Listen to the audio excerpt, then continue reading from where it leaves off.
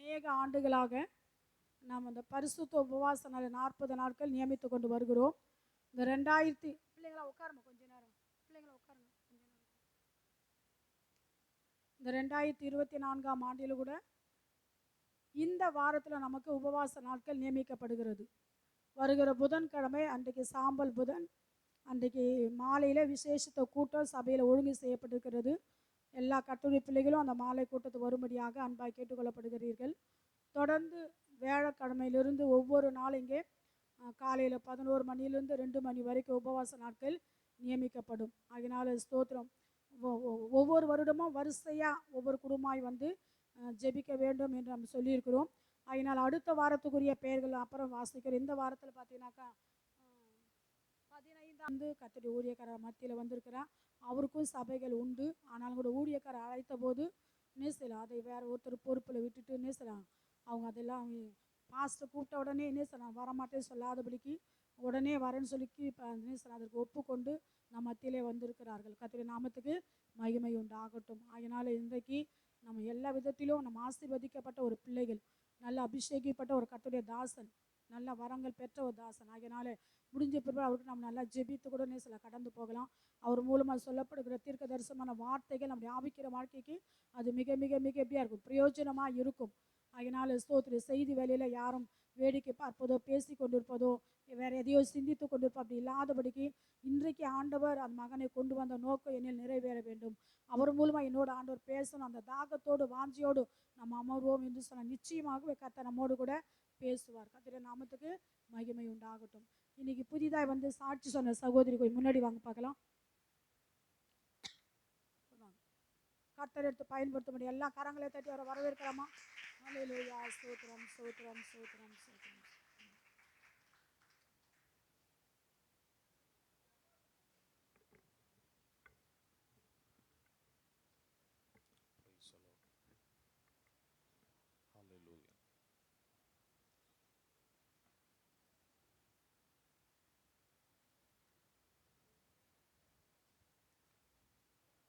Praise the Lord. Hallelujah.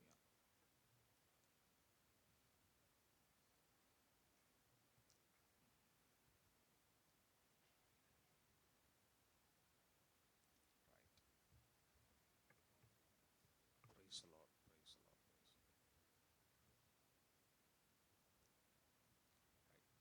ஒருவரும் பூட்டக்கூடாதபடி திறக்கிறவரும் ஒருவரும் திறக்கக்கூடாதபடி பூட்டுகிறவருமாகிய இயேசு கிறிஸ்துவின் நாமத்தினாலே என்னுடைய அன்பின் வாழ்த்துதல்களை ஒரு விஷயம் உங்களுக்கு நான் தெரிவித்துக் கொள்ளுகிறேன். இந்த புதிய ஆண்டிலே உங்கள் எல்லாருக்கும் என்னுடைய புத்தாண்டு நல்வாழ்த்துக்களை தெரிவித்துக் கொள்ளுகிறேன். கர்த்தர் உங்கள் ஒவ்வொருவரையும் ஆசீர்வதிப்பார். நீங்கள் கேட்கலாம், பாஸ்டர் புத்தாண்டெல்லாம் முடிஞ்சிருச்சு, புத்தாண்டு இன்னும் முடியல, இன்னும் அடுத்த மாதம் வரைக்கும் இருக்குது, அதனால 3 மாதம் வரைக்கும் ஹாப்பி நியூ இயர்னு விஷ் பண்ணலாம். அவங்க எல்லாருக்கும் என்னுடைய வாழ்த்துதல்களை, புதிய ஆண்டினுடைய நல்வாழ்த்துக்களை உங்களுக்கு தெரிவித்துக் கொள்ளுகிறேன். ஆண்டவர் இந்த ஆண்டில் உங்கள் ஒவ்வொருவரையும் ஆசீர்வதிப்பாராக. ஒரு பயங்கரமான சூழ்நிலைக்குள்ளாக இந்திய தேசமானது இந்த வருடத்தினுடைய பின்பகுதியில் கடந்து போகக்கூடிய நாட்கள் வரும்.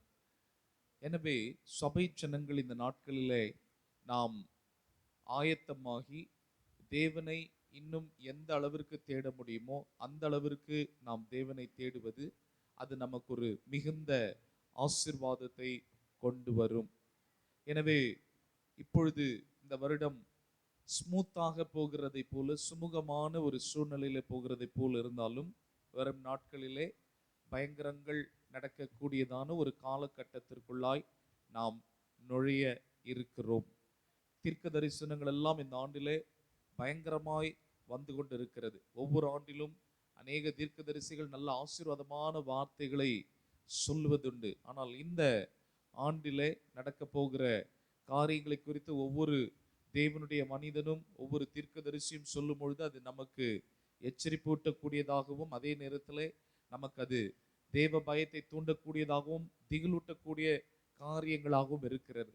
இந்த ஆண்டிலே நாம் எல்லாருமாக கர்த்தரோடு கூட இன்னும் ஐக்கியப்படுவதற்கு, இன்னும் பரிசுத்தத்தை நாம் பெற்றுக்கொள்வதற்கு, பரிசுத்தத்திலே நாம் எல்லாரும் பூரணப்படுவதற்கு கர்த்தருடைய ஆவியானவர் நாம் ஒவ்வொருவருக்கும் அனுக்கிரகம் செய்வாராக. நேற்று தினத்திலே நான் உபவாசம் செய்து இந்த நாளினுடைய ஆராதனைக்காக நான் ஜெபித்து கொண்டிருந்தேன். இந்த நாளிலே உங்கள் பாஸ்டர் ஐயா, உங்கள் பாஸ்டர் அம்மா அவருடைய திருமண நாள் அன்று இன்றைக்கு வந்து கர்த்தருடைய வார்த்தைகளை பகிர்ந்து கொள்வதிலே நான் மிகுந்த மகிழ்ச்சி அடைகிறேன். அவர்களுக்கு என்னுடைய வாழ்த்துதல்களை தெரிவித்துக் கொள்கிறேன். இன்னைக்கு தானே எத்தனை வருஷம்? 36வது வருஷம். ஒரு பெரிய சாதனையை செஞ்சிருக்கிறாங்க. 36 வருடங்கள். கர்த்தருக்கு ஸ்தோத்திரம்.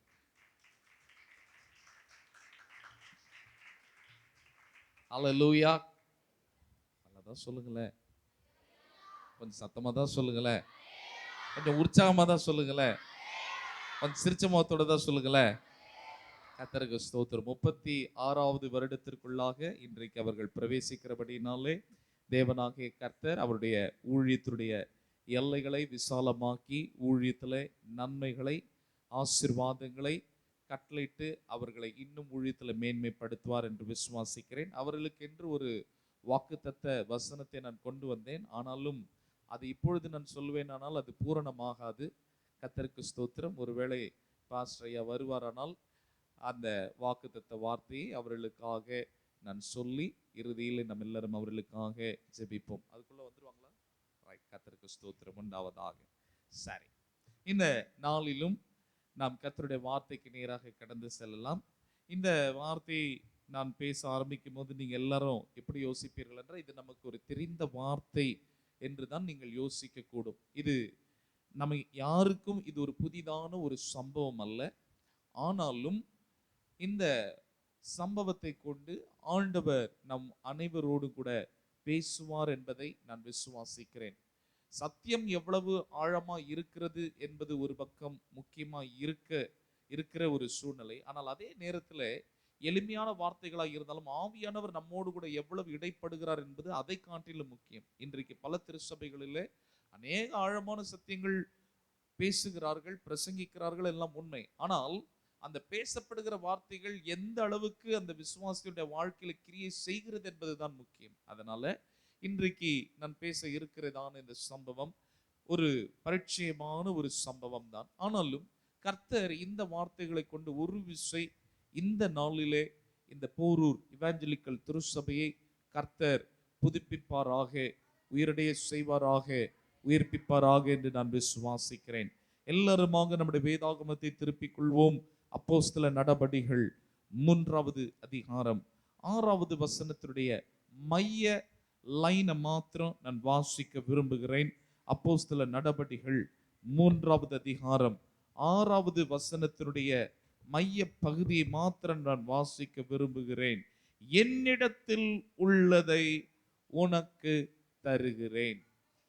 என்னிடத்தில் உள்ளதை உனக்கு தருகிறேன். எல்லாரும் கண்களை மூடி கர்த்தரை நாம் நோக்கி பார்ப்போம். ஹல்லேலூயா, ஹல்லேலூயா. எல்லாரும் கண்களை மூடி கொஞ்சம் ஆவிக்குள்ளாகி ஆண்டவர் நம்மோடு கூட பேசும்படியாக கர்த்தருடைய சத்தம் நம்முடைய செவிகளில் கேட்கிறது மாத்திரமல்ல, அது நம்முடைய இருதயத்தின் ஆழத்திற்குள்ளாய் கிரியை செய்யும்படி எல்லாரும் கர்த்தரை நோக்கி பார்ப்போம். கர்த்தருடைய ஆவியானவர் இந்த நாளில் நம்மோடு கூட பேசுவாராக, நம்முடைய இருதயங்களை திடப்படுத்துவாராக, நம்முடைய இருதயங்களை தைரியப்படுத்துவாராக.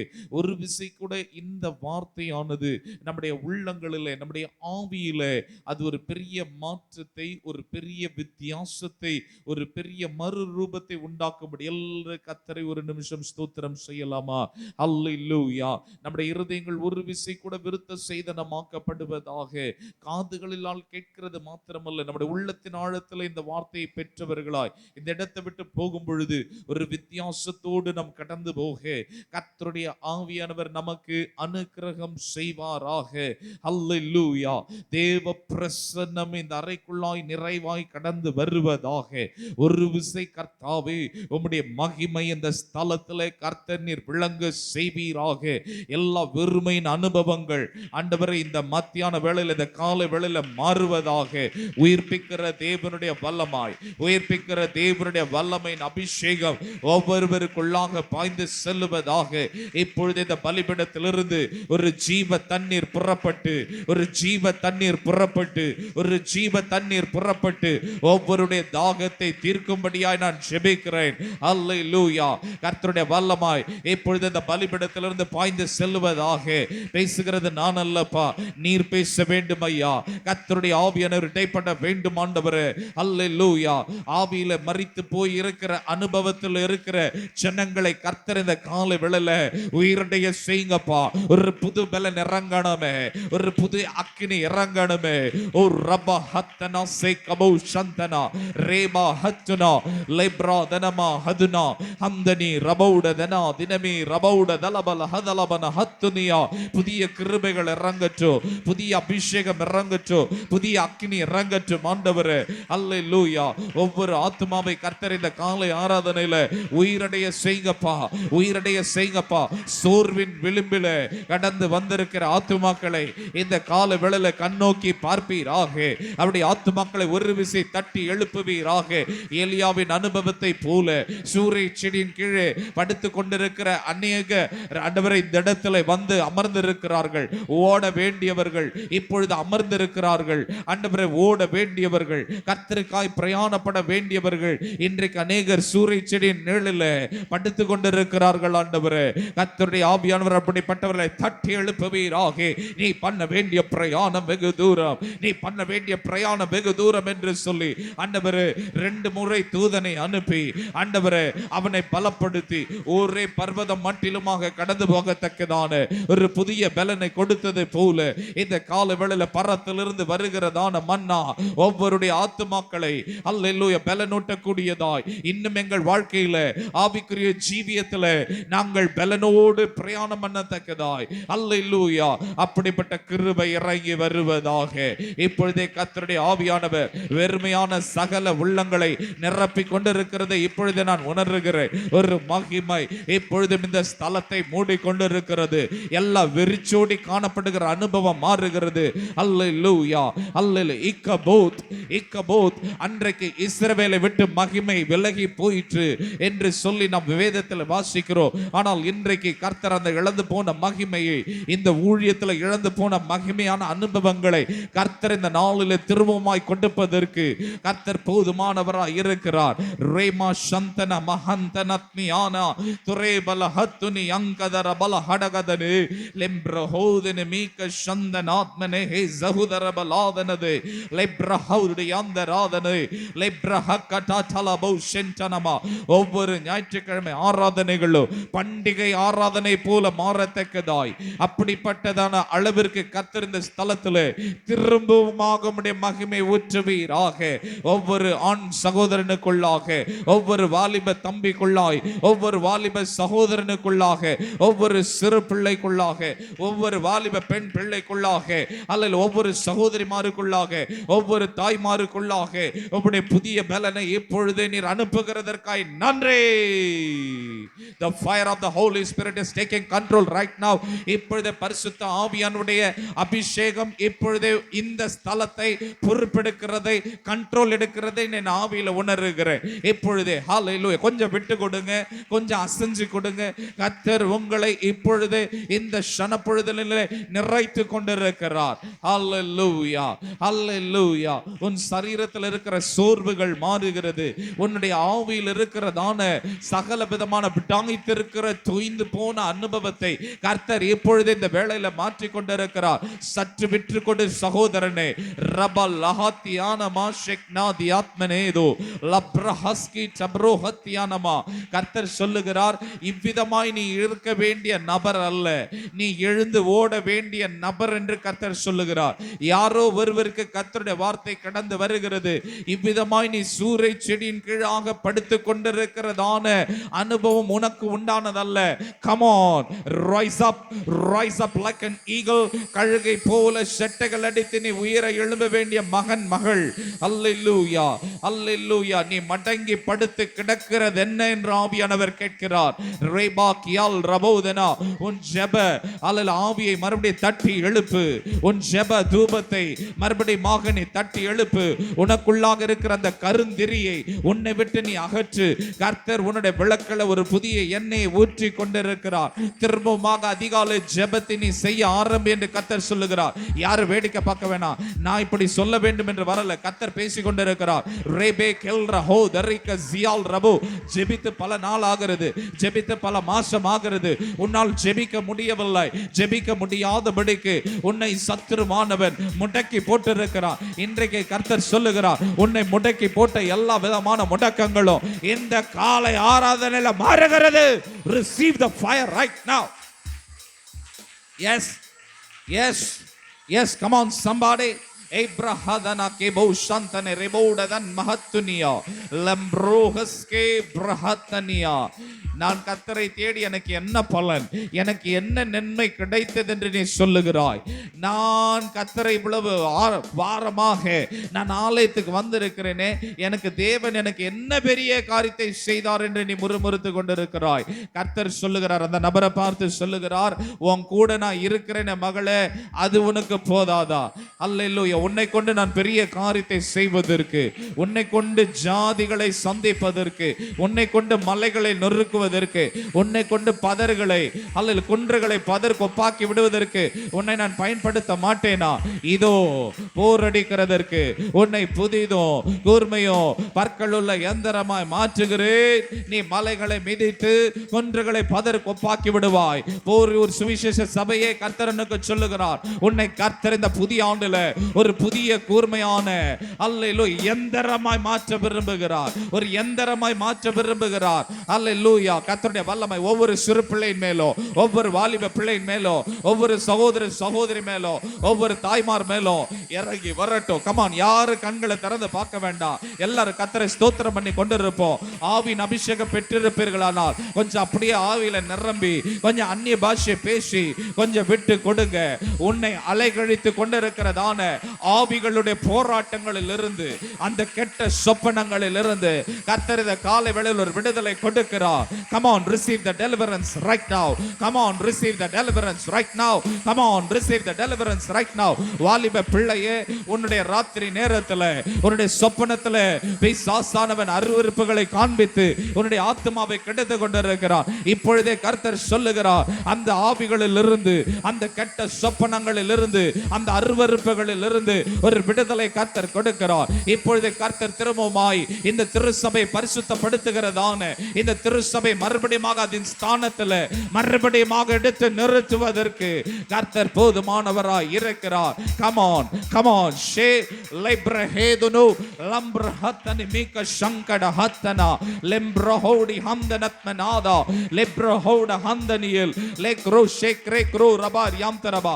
மறைந்திருந்து செயல்படுகிறதான சகல விதமான சர்பத்தின் வல்லமைகள் இந்த ஊழியத்தை வளரவிடக் கூடாதபடி, அடுத்த எல்லைக்கு கொண்டு போக கூடாதபடி காணப்படுகிறதான எல்லா விதமான சர்பத்தின் தந்திர கிரியைகள் இப்பொழுது அக்கினியினாலே சுட்டெரிக்கப்படுவதாக, அக்கினியினாலே சுட்டெரிக்கப்படுவதாக, அக்கினியினாலே சுட்டெரிக்கப்படுவதாக. உன்னை பலவீனப்படுத்தின சத்துரு இன்றைக்கு பலவீனப்படுகிறார். உன்னை சிறையாக்கினவர்களை நீ சிறையாக்கும்படியாய் கர்த்தருடைய ஆவியானவர் உன் தலையின் மேலே ஒரு அபிஷேக தைலத்தை ஊற்றிக் கொண்டிருக்கிறார். Come on, receive it right now. Rabala hagadana hadana mahadana makashara balagada gadana maragadana mahadulipiyana mana tirabala hadadana manadura leberebe leberebe leberebe riba baba baba baba baba. கர்த்தாவே உம்முடைய அக்கினி பொழுது இறங்கச்சோ, இது திருச்சபைக்குள்ளாக உம்முடைய அக்கினி இறங்கச்சோ. ஒவ்வொருவர் மேல் அது இறங்கி கொண்டிருக்கிறது, ஒவ்வொருவர் மேல் அது இறங்கி கொண்டிருக்கிறது, ஒவ்வொருவர் மேல் அது இறங்கி கொண்டிருக்கிறது, ஒவ்வொருவர் மேல் அது இறங்கி கொண்டிருக்கிறது. Release it. எல்லா கடின இருதயம் இப்பொழுது மாறட்டும். இப்பொழுது கடின இருதயங்களை உடைக்கிறேன். வணங்கா கழுத்துள்ள அனுபவம் மாறட்டும். இப்பொழுது ஒவ்வொரு சிரசின் மேலும் ஒரு புதிய அக்கினி இறங்குவதாக, ஒரு புதிய அக்கினி இறங்குவதாக, ஒரு புதிய அக்கினி இறங்குவதாக. ஒரு அர்ப்பணிப்பின் வாழ்க்கைக்குள்ளாய், ஒரு பிரதிஷ்டையின் வாழ்க்கைக்குள்ளாய் கர்த்தர் ஒவ்வொருவரையும் ஆயத்தப்படுத்துவீராக. Yes, yes, yes. Come on, come on. Shahadala hadu nikabura la hadana kebo rodo nokobu lembroko tekla mana shakmana diana mana tibal raho dani ma rahatiana ma shekebe shegedele bereka thorobo riapturaba. மறுபடியும் கர்த்தருடைய வார்த்தை யாருக்கு வருகிறது? என்ன நன்மை கண்டேன் என்று சொல்லுகிறாய்?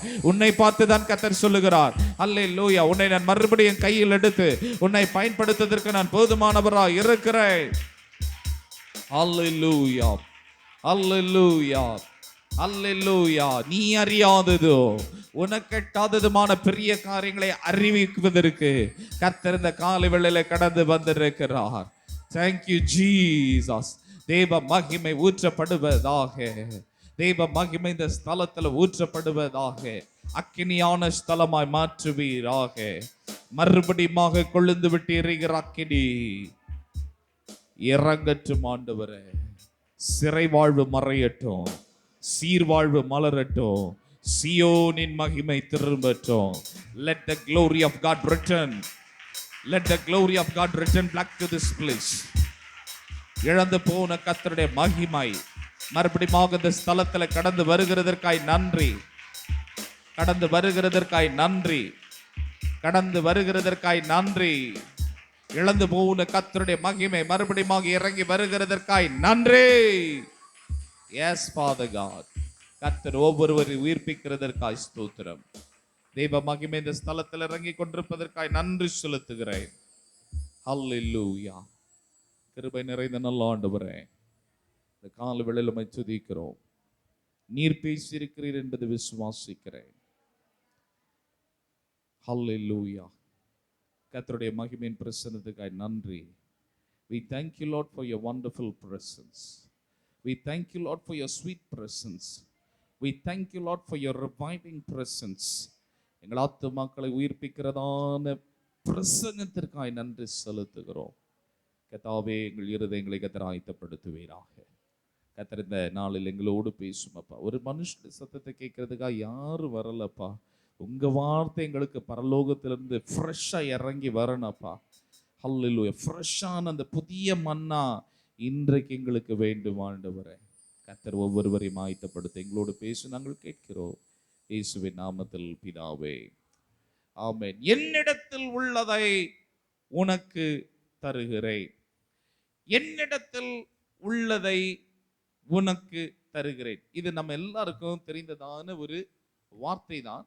ஆனாலும் இந்த நாளிலே ஏன் ஆண்டவர் இந்த வார்த்தை கொண்டு உங்களோடு பேசுகிறார் என்பது எனக்கு தெரியாது. ஆனால் கர்த்தர் என்னை உணர்த்தினதான வார்த்தைகளை உங்கள் மத்தியிலே நான் வைத்துவிட்டு கடந்து போக விரும்புகிறேன். உங்களுக்கு எல்லாருக்கும் தெரியும், கர்த்தருக்கு ஸ்தோத்திரம், பெந்தெகோஸ்தே நாளிலே கர்த்தருடைய ஆவியானவர் பலமாக மேல் வீட்டறையிலே இறங்கி வந்தார். அங்கே இருந்த 120 பேரையும் ஆண்டவர் வல்லமையாய் நிரப்பினார். அன்றையிலிருந்து கர்த்தருடைய கிரியைகள் இதுவரைக்கும் வெளிப்பட்டிராத வகையிலே வல்லமையாக வெளிப்பட ஆரம்பித்தது. இப்பொழுது முதலாவது வசனத்தை வாசிக்கிறோம். ஜெப வேளையாகிய 9ஆம் மணி நேரத்திலே பேதுருவும் யோவானும் தேவாலயத்துக்கு போனார்கள். வழக்கமாக நீங்கள் யூதர்களுடைய முறைமைகளை ஆராய்ந்து பார்ப்பீர்களானால் 9வது மணி நேரத்திலே தான் அவர்கள் அதிகமாக ஜெபிக்க செல்வார்கள். அதாவது நம்முடைய டைமிங் பிரகாரம் பார்க்கும் பொழுது மத்தியானம் 3 மணி அளவிலே அவர்கள் தேவனுடைய சமூகத்தில் யூதருடைய வழக்கத்தின் பிரகாரமாய் பாரம்பரியத்தின் பிரகாரமாய் அவர்கள் ஜெபிக்க செல்வார்கள். நாம வழக்கமா 3 மணிக்கு மத்தியானம் சாப்பிட்டுட்டு தூங்குற நேரம். ஆனா அவங்க மத்தியானத்துல வழக்கமா கர்த்தருடைய பாதத்துல போய் ஜெபிக்கிற நேரம். இப்பொழுது அவர்கள் ஜெபிக்கும்படி புறப்பட்டு போகிறார்கள்.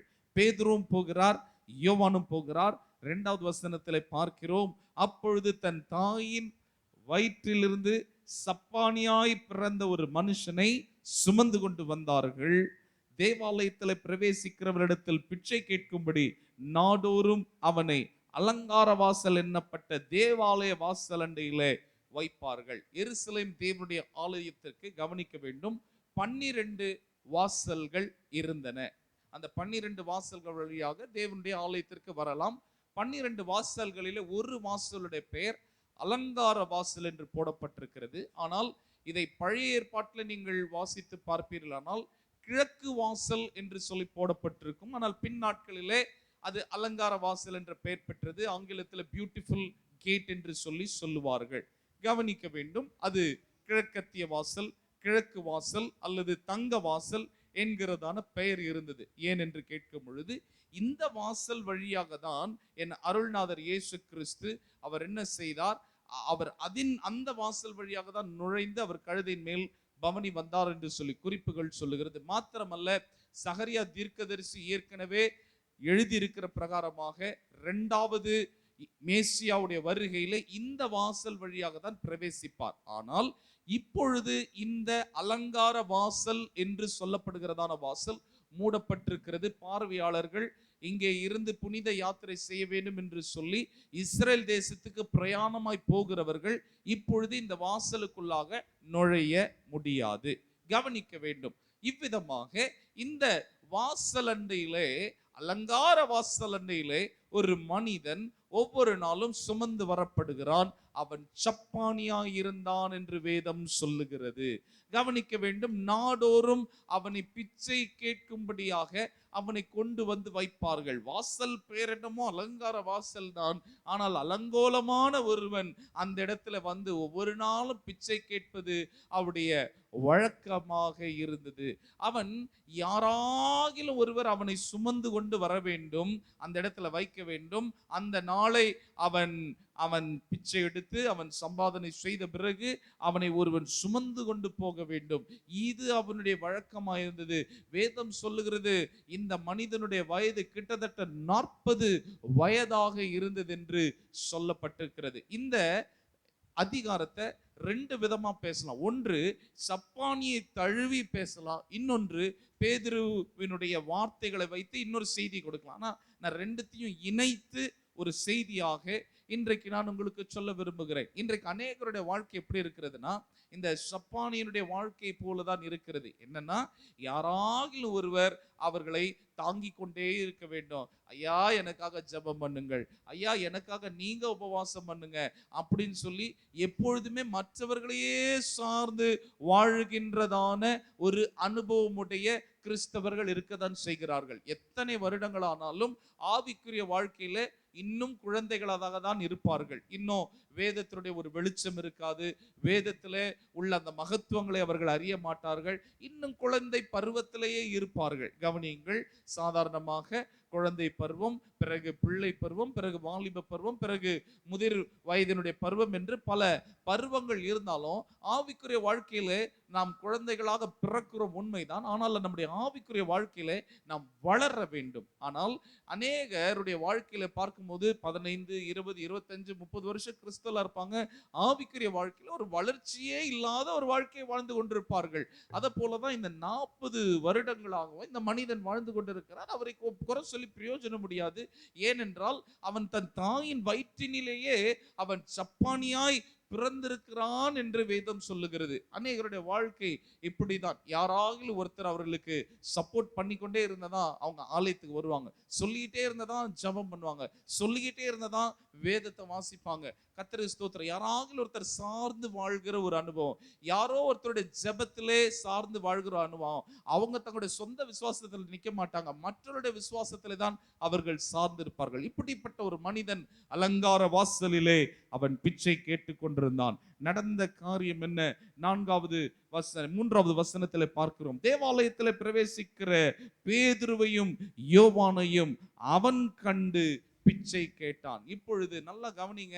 அவன் எதிர்பார்க்காம வழக்கமா எல்லாரிடத்துல பிச்சை கேட்கிறதை போல அவன் பிச்சை கேட்டான். கவனிக்க வேண்டும், அந்த நாட்களிலே யூதர்களுக்கு கர்த்தர் கொடுத்திருந்ததான ஒரு கட்டளை, ஏழைகளை, திக்கற்றவர்களை, பரதேசிகளை ஆதரிக்க வேண்டும். இப்படிப்பட்டதான சட்ட திட்டத்தை கர்த்தர் ஆகம புஸ்தகத்திலேயே ஆண்டவர் கொடுத்திருந்தார். கவனிக்க வேண்டும். அதாவது அவங்க அறுக்கும் பொழுது கூட கடைசி அரிக்கட்டு வரைக்கும் அவங்க அறுக்கக்கூடாது.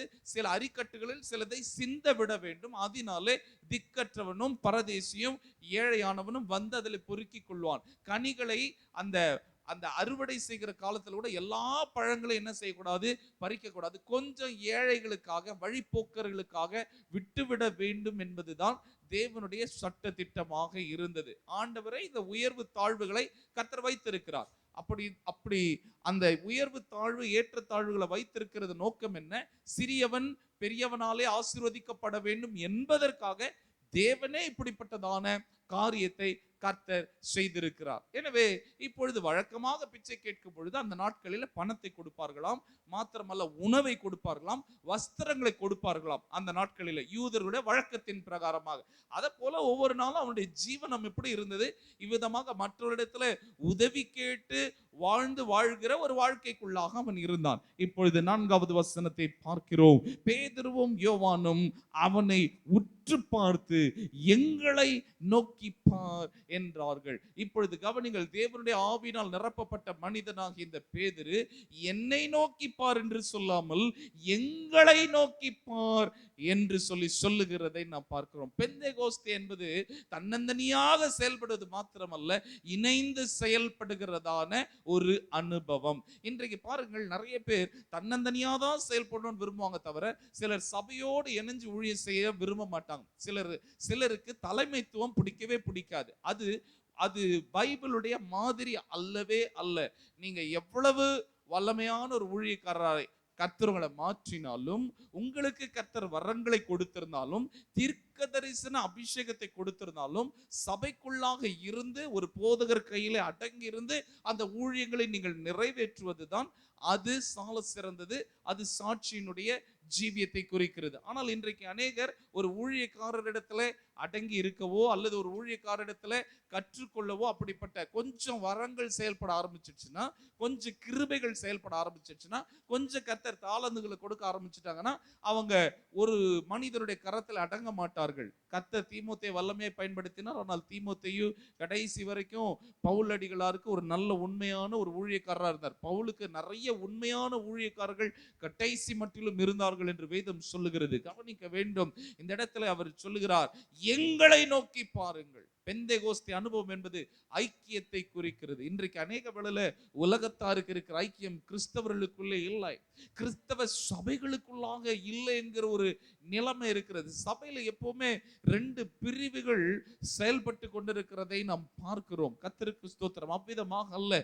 இன்றைக்கு நல்லா புரிஞ்சு கொள்ளுங்க, நம்முடைய எதிரியாகிய சாத்தானை நம்ம வீழ்த்தணும்னா ஒரே வழிதான், நாம கர்த்தருக்குள்ளாக ஐக்கியப்பட வேண்டும். நாம ஐக்கியப்பட்டுட்டோம்னா பிசாசை எளிதில் ஜெயிச்சிட முடியும். இன்னைக்கு ஏன் அநேக வேளையில பிசாசு ஜெயிக்கிறான்? நமக்குள்ளாக ஒரு மனம் இல்லை. வருகிறோம், ஜெபிக்கிறோம், ஆனால் ஒரு மனம் இல்லாமல் ஜெபிக்கிறோம். வருகிறோம், ஜெபிக்கிறோம், ஆனால் ஒருவருக்கொருவர் நாம் மன்னிக்காமல், ஒருவருடைய குறைகளை ஒருவர் நாம் மன்னிக்காமலேயே வந்து ஜெபிக்கிறோம். அதனால நமக்குள்ளாக குற்றங்களும் நமக்குள்ளாக குறைகளையும் வைத்துக்கொண்டு நம்ம ஜெபிக்கிற அந்த ஜெபங்கள் தேவ சமூகத்தில் பூரணமாய் கிரியை செய்ய முடியவில்லை. இன்றைக்கு நமக்குள்ளாய் கர்த்தர் ஒரு ஐக்கியத்தை எதிர்பார்க்கிறார். சபையை நேசிங்க. கர்த்தர் உங்களுக்கு ஒரு ஸ்தலத்தை கொடுத்திருக்கிறாருன்னா அந்த ஊழியக்காரன் முதல்ல நீங்க நேசிக்கணும். ஊழியக்காரன் நேசிக்க மாட்டேன், சபை மட்டும் இருந்தால் போதும் என்றல்ல, ஊழியக்காரரையும் ஊழியக்கார குடும்பத்தை நீங்க நேசிக்கணும். மாத்திரமல்ல, இந்த ஸ்தலத்துல நீங்க நிலைத்திருந்து கனி கொடுக்க வேண்டும். எங்களை நோக்கி பார் என்றார்கள். அப்பொழுது நடந்த காரியம் என்ன? அந்த வசனம் ரொம்ப அழகா இருக்குது. அவனை உற்று பார்த்து, அந்த பார்வையில தேவ மனிதனுடைய பார்வையிலே ஒரு தேவ வல்லமை இருக்கிறது. கர்த்தருக்கு ஸ்தோத்திரம். பார்வையிலே ஒரு அபிஷேகம் இருக்கிறது. அவனை உற்று பார்த்து, அந்த பார்வையில ஒரு அனாயிண்டிங். சமீபத்தில் நான் ஒரு வீடியோ ஒன்றை பார்த்து கொண்டிருந்தேன். தேவனால் வல்லமையா உலகமெங்கிலும் பயன்படுத்தப்பட்டதான ஒரு தேவ மனிதன் அமெரிக்க தேசத்தில் இருக்கிறார். அவர் இவ்விதமாக தன்னுடைய ஸ்டுடியோவில் இருக்கிற மக்களோடு சொல்லுகிற ஒரு சம்பவத்தை நான் பார்த்தேன். இந்த அமெரிக்காவிலே ஊழியம் செய்கிறதான தேவ மனுஷனை பார்க்கும்படி நைஜீரியால இருந்து இன்னொரு வல்லமையான தேவனுடைய மனுஷன் இவருடைய வீட்டுக்கு வந்திருந்தாராம். அவர் வீட்டுக்கு வந்து கவனிங்க, இந்த அமெரிக்க தேசத்தினுடைய ஊழியக்காரருடைய மகனை பார்வை தான் பார்த்தாராம். அந்த பார்வை பார்த்த அடுத்த ஸ்பாட்ல இந்த அமெரிக்க தேவ மனுஷனுடைய மகன் கீழே விழுந்து அந்நிய பாஷை பேசி ஆவியில நிறைந்து பயங்கரமான ஜஸ்ட் பார்வையோட பார்வை. அந்த ஊழியக்காரர் சொல்லி விதமாக சிரிக்கிறாரு. என் மகனை அந்த வந்த ஊழியக்காரர் சும்மா ஒரு கண்ணோடு கண்ணு தான் பார்த்தாரு, வேற ஒன்றும் செய்யல, ஜெபிக்கல, கை குலுக்கல, ஒன்று செய்யல. பார்வையோட பார்வை பார்த்த அடுத்த நிமிடத்துல என்னுடைய மகன் கீழே தரையில விழுந்து அந்நிய பாஷைகளை பேசி, டாடி அவர் என் கண்ணை மட்டும் தான் பார்த்தார். ஐயோ, எப்படிப்பட்டதான அபிஷேகம்! பார்வையில் ஒரு அனாயிண்டிங். அல்லேலூயா. இந்த பார்வையில் ஒரு அபிஷேகம் இருக்கணும்னா கவனிங்க, நீங்க கர்த்தரை பார்க்கிற அனுபவம் உங்களுக்கு வேணும். உங்களுக்கு விளங்குதா? கர்த்தரை பார்க்கிற அனுபவம் இருந்துச்சுன்னா நீங்க பார்க்கும் போதே ஒரு வல்லமை உங்களுக்குள்ளாகிறது செயல்படும். அல்லேலூயா. இது இது ஓரளவு கொஞ்சம் கொஞ்சம் என்னுடைய ஊழியத்துல இந்த அபிஷேகம் செயல்படுகிறது நான் பார்த்திருக்கிறேன். நிறைய வேளையில பிசாசுகள் என்ன பார்க்க சொன்னா கண்களை பார்க்கவே பார்க்காது. மற்றவங்களை எல்லாரும் சுற்றி பார்க்கும், ஆனா கண்ணை பாருன்னா பார்க்காது. கர்த்தருக்கு ஸ்தோத்திரம் உண்டாவதாக. அப்பதான் யோசிப்பேன், சரி பரவாயில்ல, நம்ம விசுவாசிகளுக்கு தான் நமக்குள்ள இருக்கிற வல்லமை புரியல, ஆனா பிசாசுகளுக்கு ஆகிலோ எனக்குள்ளாக இருக்கிற வல்லமை அபிஷேகம் புரியுது. அப்பா உமக்கு ஸ்தோத்திரம். சரி பரவாயில்ல, கர்த்தரு ஸ்தோத்திரம். உங்க பார்வையில ஒரு அபிஷேகம் இருக்கணும். நீங்க பார்க்கும் பொழுது எனக்கு ரொம்ப பிடிச்ச ஒரு வசனம், இயேசு என்ன தெரியுமா செய்யறாரு, பேதுருவை அப்படி ஒரு பார்வை பார்த்தாரு. அப்பதான் அவன் சத்தியம் பண்ணவும் சபிக்கவும், எனக்கு இந்த மனிதனை அறியவே அறியேன் அப்படின்லாம் ரொம்ப பேசுறாரு. ஆனா ஆண்டவர் இந்த பாரமான ஒரு சூழ்நிலைக்குள்ளாக, ஒரு வேதனையான ஒரு அனுபவத்துக்குள்ள போறாரு. அவரு எடுத்துட்டு போய் பிரதான ஆசிரியருக்கு முன்பதாகலாம் நிறுத்துறாங்க. ஆனா இந்த சூழ்நிலையில ஆண்டவருடைய ஆவியில நல்லா தெரியும், ஒரு சும்மா ஒரு பார்வை பார்த்தாரு பாருங்க, மனங்கசழ்ந்த அந்த ஒரே ஒரு பார்வை, கர்த்தருடைய பார்வை. நல்ல நல்ல ஊழியக்காரப்பான ரொம்ப அழகான கண்கள் என்னை கண்டதினாலே அந்த பார்வையிலேயே எல்லாம் மாறுங்க. அவர் பார்த்தாருனாலே போதும், அவர் தொட்டார்னா போதும், அவர் பேசினார்னா போதும், நம்முடைய வாழ்க்கை மாறும். அவனை உற்று பார்த்து, கர்த்தருக்கு ஸ்தோத்திரம், அவனை உற்று பார்த்து. எசேக்கியேல் புஸ்தகத்துல வாசிக்க வேண்டாம், ரத்தத்தில் கிடக்கிற என்னை கண்டு, கர்த்தருக்கு ஸ்தோத்திரம். கர்த்தருடைய பார்வை நம்ம மேல வரணும். பேதுரு இப்பொழுது அவனை உற்று பார்த்து, எங்களை நோக்கி பார். 5வது வசனத்திலே பார்க்கிறோம், அவன் அவர்களிடத்தில் ஏதாகிலும் கிடைக்கும் என்று எண்ணி அவர்களை நோக்கி பார்த்தான். இப்பொழுது கண்ணும் கண்களும் நோக்குகிறது. அல்லேலூயா. கண்களும் கண்களும் இப்பொழுது நோக்குகிறது. இப்பொழுது கண்களுக்கும் கண்களுக்கும் ஒரு சந்திப்பு நடக்கிறது. பேதுருடைய கண்கள் சப்பானின் மேல, இப்பொழுது சப்பானுடைய கண்கள் பேதுரு மேல. அவனுடைய எண்ணம் என்னன்னா, ஏதோ எங்களுக்கு கிடைக்கும், ஏதோ எனக்கு ஒன்று கிடைக்கும். அவன் எதையும் எதிர்பார்க்கல. அவன் ஒவ்வொரு நாளும் தன்னுடைய ஜீவியத்தை எப்படியோ பிச்சை கேட்டே ஓட்டி கொண்டிருக்கிறான். அவன் ஏதோ ஒன்று கிடைக்கும் என்று எதிர்பார்க்கிறான். ஆனா அங்கதான் பரமனுடைய வேலை இருக்குது. இப்பொழுது 6வது வசனத்தை எல்லாருமே சத்தத்தை உயர்த்தி வாசிப்போம்.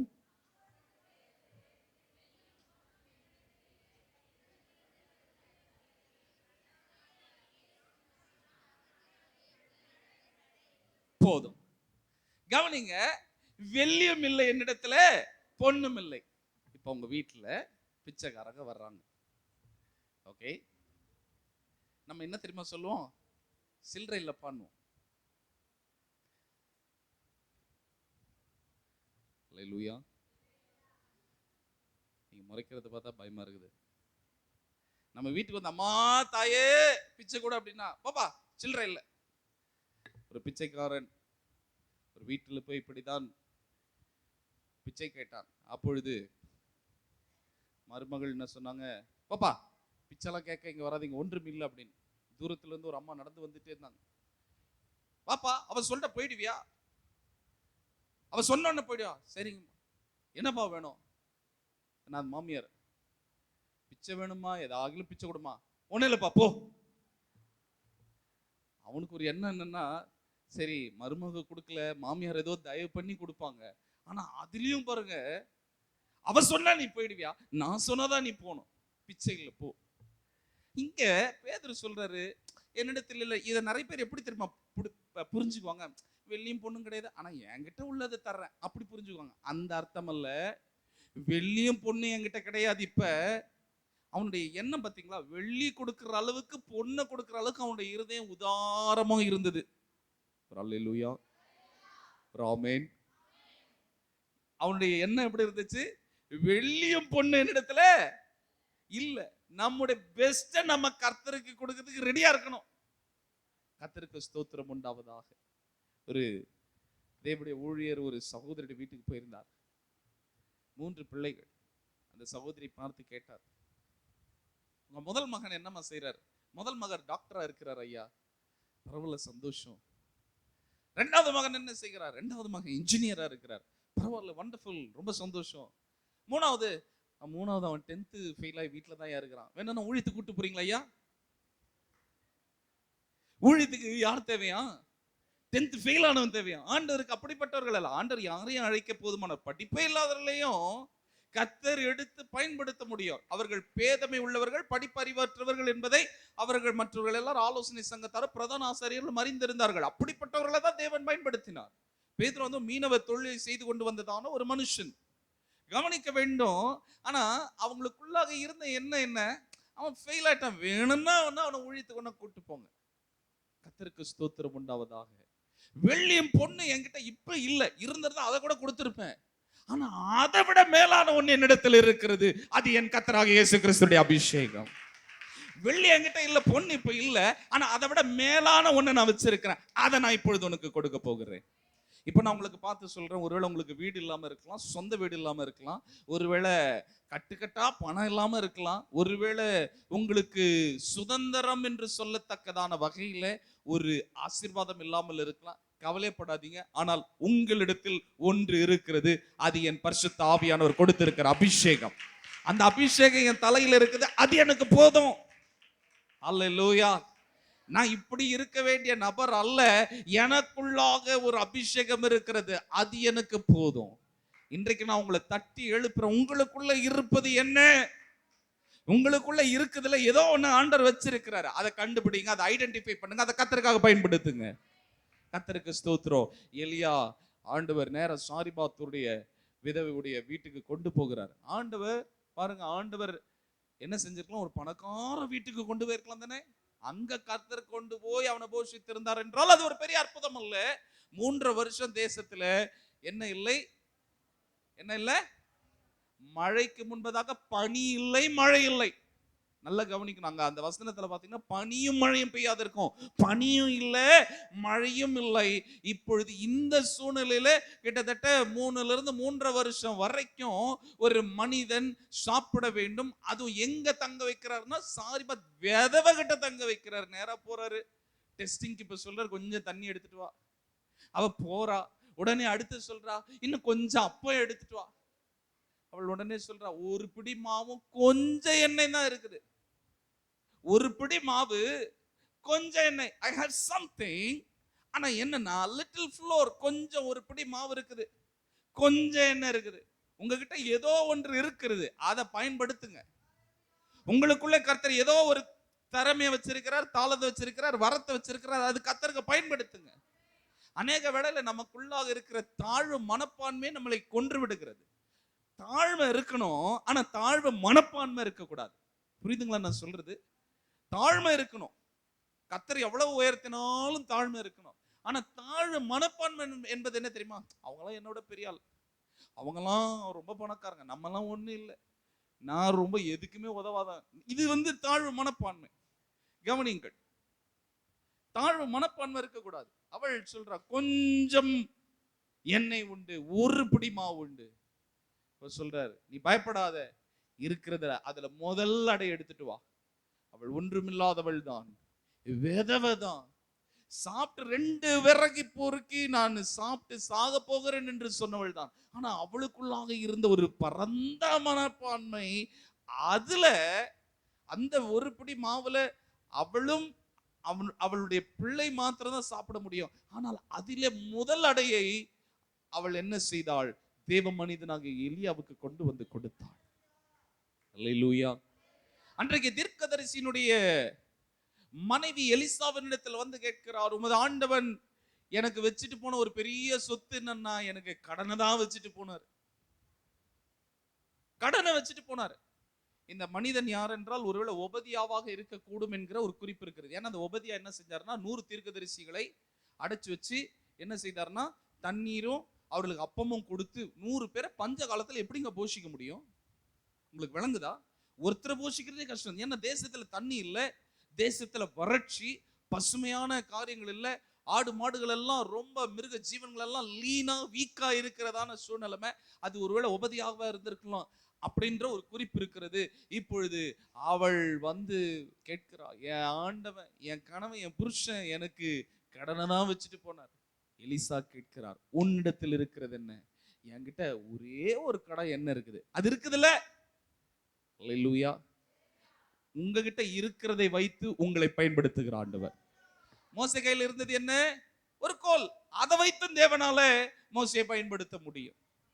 அந்த மோசையோட கோலை சர்ப்பமாக மாற்றுவோம், அந்த சர்ப்பத்தை மறுபடியும் கோலாக மாற்ற அவரால் கூடும். ஒருவேளை நீங்க சொல்ல பாஸ்டர் ஒண்ணுமே இல்ல, எதுவுமே இல்லையா? இல்லாதவைகளை இருக்கிறவைகளை போல அழைக்கிற கர்த்தர். என் கர்த்தரால எதையுமே செய்ய முடியுங்க.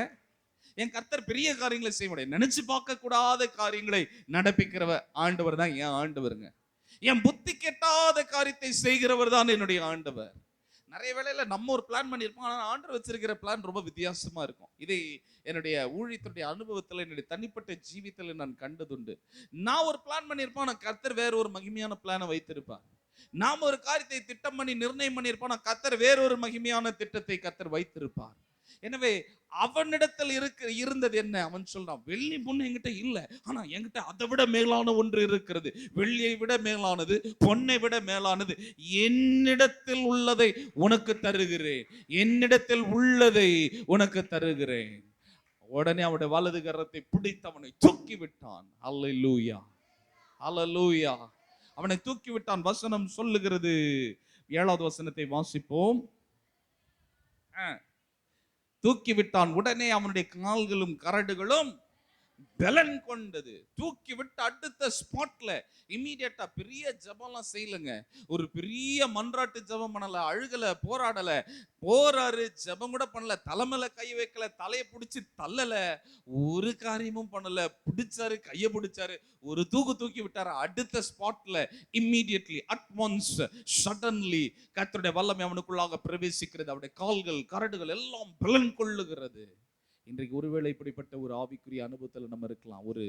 ஒரு ஜப்பானியினுடைய அனுபவம், பலன் இல்லாத ஒரு அனுபவம், மற்றவர்களையே சார்ந்திருக்கிற அனுபவம், மற்றவருடைய விசுவாசத்தையுமே ஜெபத்தையுமே நம்பி இருக்கிற அனுபவம் நமக்குள்ளாக இருக்கலாம்.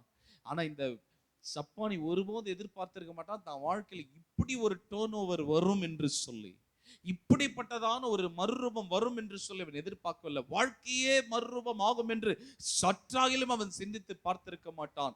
ஆனால் கர்த்தர் திடீரென்று தம்முடைய வல்லமையை தம்முடைய ஊழியக்காரர்கள் மூலமாக விளங்க செய்கிறார்.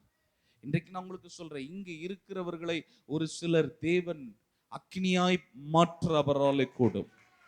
உங்க வாழ்க்கையில ஒரு பெரிய திருப்புமுனை உண்டு பண்ண அவராலே கூடும். உங்களை பெரிய ஆசீர்வாதமான ஒரு உசிதமான ஒரு மேன்மையான ஒரு லெவலில் கர்த்தர் உங்களை எடுத்து நிறுத்த அவராலே கூடும். உங்கள் வழிகள் அவருடைய வழிகள் அல்ல, உங்கள் நினைவுகள் அவருடைய நினைவுகள் அல்ல. அவர் திட்டம் பண்ணுகிற ஒவ்வொன்றும், அவர் நிர்ணயம் பண்ணுகிற ஒவ்வொன்றும் அது மகிமையானவைகள். அதனாலதான் யோபு சொல்றார், அவர் குறித்திருக்கிறதை எனக்கு நிறைவேற்றுவார், அவர் எனக்கு குறிச்சிருக்கிறதை கட்டாயமாக நிறைவேற்றுவார். தேவரீர் செய்ய நினைத்தது ஒன்றும் தடைபடாது, எல்லாம் அவராலே கூடும். அப்படிப்பட்டதான ஒரு மகிமையான தெய்வத்தை நாம் ஆராதனை செய்கிறோம். எனக்கு அன்பான தேவனுடைய ஜனமே, எனக்கு அன்பான சகோதரனே சகோதரியே, இன்றைக்கு ஆண்டவர் இந்த காலை வேளையில் உங்களோடு கூட இடைப்பட்டு கொண்டிருக்கிறார். உங்களுடைய ஆவிக்குரிய அனுபவம் எப்படி இருக்கிறது? ஒருவேளை சப்பானின் அனுபவத்தில் இருக்கிறோமா, இல்ல பேதுருவை போல அனல் கொண்ட ஒரு அனுபவத்தில் இருக்கிறோமா? சப்பானின் அனுபவம் இன்றைக்கு ஒரு முடிவுக்கு வரட்டும். இந்த வருஷத்துல எல்லாரும் எழும்புங்க. உங்கள் அவனுடைய கரடுகள் கால்கள் பலன் கொண்டதை போல மறுபடியும் உங்க ஆவிக்குரிய வாழ்க்கையில நீங்கள் பலப்படும்படியாக கர்த்தரோடு நடக்கும்படி இன்றைக்கு கர்த்தர் உங்களை பலப்படுத்த விரும்புகிறார். இன்றைக்கு அநேகர் உங்க ஆவிக்குரிய வாழ்க்கையில சோர்ந்து போய் இருக்கிறீங்க, ஜெபத்தை விட்டுட்டீங்க, வேத வாசிப்பை விட்டுட்டீங்க, பரிசுத்தம் குறைஞ்ச நிலைமையில இருக்குது, ஞாயிற்றுக்கிழமை என்கிறதான ஒரு சூழ்நிலையில் இருக்கிறீர்கள். ஆண்டவர் இன்றைக்கு அதற்கு ஒரு முற்றுப்புள்ளி வைக்க விரும்புகிறார்.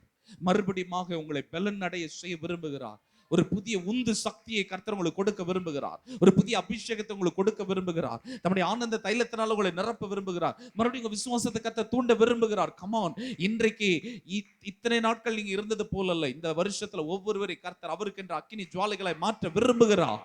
கமான், இன்றைக்கு ஒரு புதிய ஒரு வல்லமையினால உங்களை கர்த்தர் நிரப்ப விரும்புகிறார். கர்த்தருக்கு ஸ்தோத்திரம் உண்டாவதாக. ஆவிக்குரிய அனுபவங்களை கர்த்தர் உங்களுக்கு தருவதற்கு போதுமானவர். ஆவிக்குரிய வெளிப்பாடுகளை கர்த்தர் உங்களுக்கு தருவதற்கு போதுமானவர். கர்த்தருக்கு ஸ்தோத்திரம் உண்டாவதாக. கடந்த வாரத்தில் தேவனுடைய சமூகத்தில் உபவாசம் பண்ணி 2 நாட்கள் கர்த்தருடைய பாதத்தில் காத்திருந்து இன்றைக்கு அந்த புதிய அபிஷேகத்தோடு உங்களோடு கூட பேசி கொண்டு இருக்கிறேன். கர்த்தருக்கு ஸ்தோத்திரம் உண்டாவதாக. நான் விசுவாசிக்கிறேன், கர்த்தர் இங்க இருக்கிற அநேகரை கர்த்தர் எழுப்ப விரும்புகிறார். அல்லேலூயா. நாட்கள் வருகிறது, நாட்கள் வருகிறது. கர்த்தர் இந்த ஊழியத்துடைய எல்லைகளை விஸ்தாரமான ஒரு அனுபவத்திற்குள்ளாய் கர்த்தர் கொண்டு போகிற நாட்கள் வருகிறது. இந்த காலியான இடங்களை நிரப்புகிற நாட்கள் வருகிறது. கர்த்தருக்கு ஸ்தோத்திரம் உண்டாவதாக. மங்கி எரிகிற திரியை மறுபடியும் கர்த்தர் கொழுந்து விட்டு எரிய செய்கிற நாட்கள் வருகிறது. நெறிந்த நாணலை போல இருக்கிறவர்களை மறுபடியும் எடுத்து நிமிர்த்தக்கூடிய நாட்கள் வருகிறது. இன்றைக்கு கர்த்தருடைய ஆவியானவர் உங்களோடு பேசிக் கொண்டிருக்கிறார். அன்றைக்கு அவனுடைய அவனுடைய கால்கள் பலப்பட்டது. இத்தனை நாள் அவருடைய கால்களில் பலனே இல்லை. ஒருவனுடைய சப்போர்ட் தேவை, ஒரு மனிதனுடைய சப்போர்ட் தேவை. ஆனால் இனி அவனுக்கு யாருடைய சப்போர்ட்டும் தேவையில்லை. அடுத்தது பார்க்கிறோம் 8வது வசனத்துல, அவன் குதித்தெழுந்து நின்று நடந்தான். குதித்து நடந்து, அடுத்தது குதித்து தேவனை துதித்து கொண்டு அவர்களுடனே கூட தேவாலயத்தில் பிரவேசித்தான். இத்தனை நாள் எங்க உட்கார்ந்திருந்தான்? என்ன வாசல் உட்கார்ந்திருந்தான்? அலங்கார வாசலில் உட்கார்ந்திருந்தவன் இப்பொழுது தேவ ஆலயத்துக்குள்ளே பிரவேசிக்கிற ஒரு அனுபவம் அவனுக்கு கிடைத்தது. மொர்தெகாய் அரண்மனை வாசலில் உட்கார்ந்து கொண்டிருந்தான்.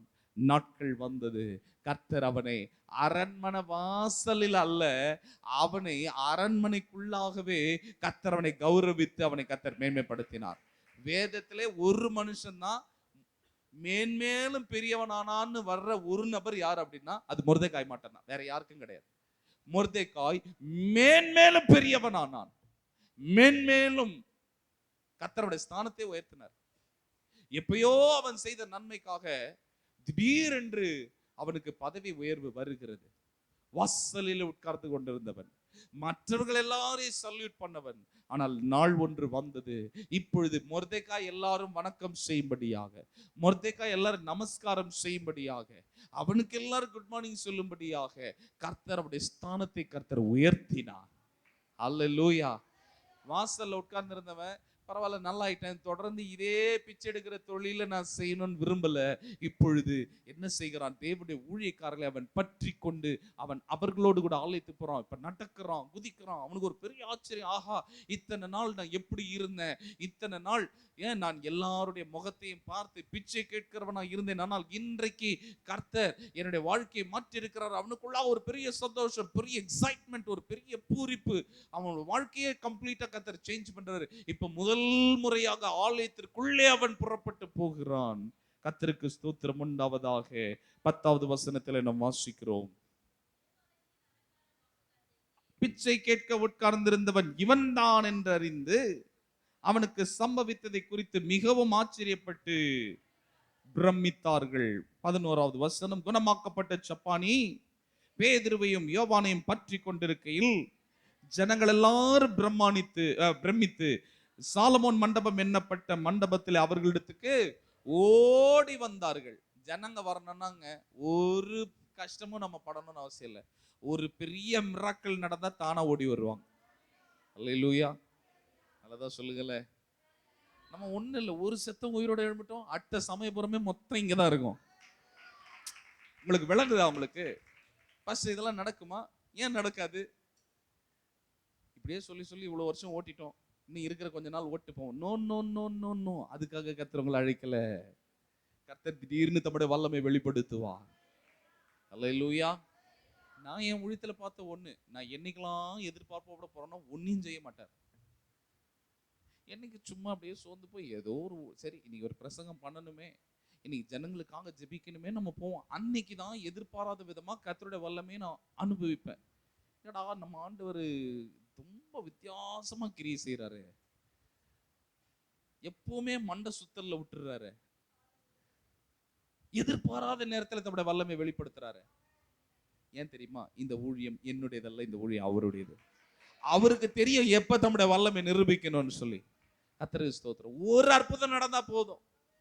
இந்த ஒரு சகோதரி ஜரீனா மூலமா கர்த்தர் அவங்க முழு குடும்பத்தையும் கர்த்தரால் திருப்ப அவரால் முடியும். நான் சொல்றது உங்களுக்கு விளங்குதுங்களா? ஒரு அற்புதம் திருப்ப நடந்ததுன்னா போதும், ஒரு முழு கூட்டமே வந்து உட்காந்துரும். அற்புதம் நடந்தா போதுங்க. ஆனா நடக்கிற சும்மா தலைவலி நல்லாச்சு, கை கால் வலி நல்லாச்சு, உங்க வலி நல்லாச்சுன்னு எங்களுக்கு எப்படி தெரியும்? உங்களுக்கு நான் சொல்றது விளங்குதா? உங்களுக்கு வலி நல்லாச்சு, ஓகே. எங்களுக்கு எப்படி தெரியும்? பார்க்கத்தக்கதான, அதாவது பிரத்யட்சமாய் பார்க்கத்தக்கதான அற்புதங்கள் நடக்க வேண்டும். அல்லேலூயா.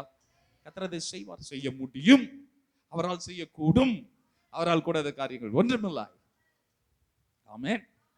ஆண்டவர் வர என்னுடைய விசுவாசத்தை ஆண்டவர் அதிகரிச்சுட்டே வர்றாரு. கர்த்தருக்கு ஸ்தோத்திரம் உண்டாவதாக. கடந்த நாட்களில் கூட ஆண்டவர் அநேக காரியங்களை என்னோடு கூட பேசி ஆண்டவர் என்னோட இடைப்பட்டார். நான் யோசிச்சு பார்த்தேன், இதெல்லாம் நடக்குமா? ஆண்டவர் சொல்றதெல்லாம் ரொம்ப பெருசா தான் இருக்குது. இருக்கிற நிலைமையை பார்த்தா அந்த மாதிரி ஒண்ணுமே இல்லையே. ஆனா இன்னொரு பக்கத்துல ஏன் கர்த்தரால் செய்ய முடியாது? ஏன் தேவனால செய்யக்கூடாது? ஒரு சனப்பொழுது தாங்க, ஒரு ராத்திரியில ஆரோனுடைய கோல் பூத்துருங்க. ஒரே ராத்திரி தான்.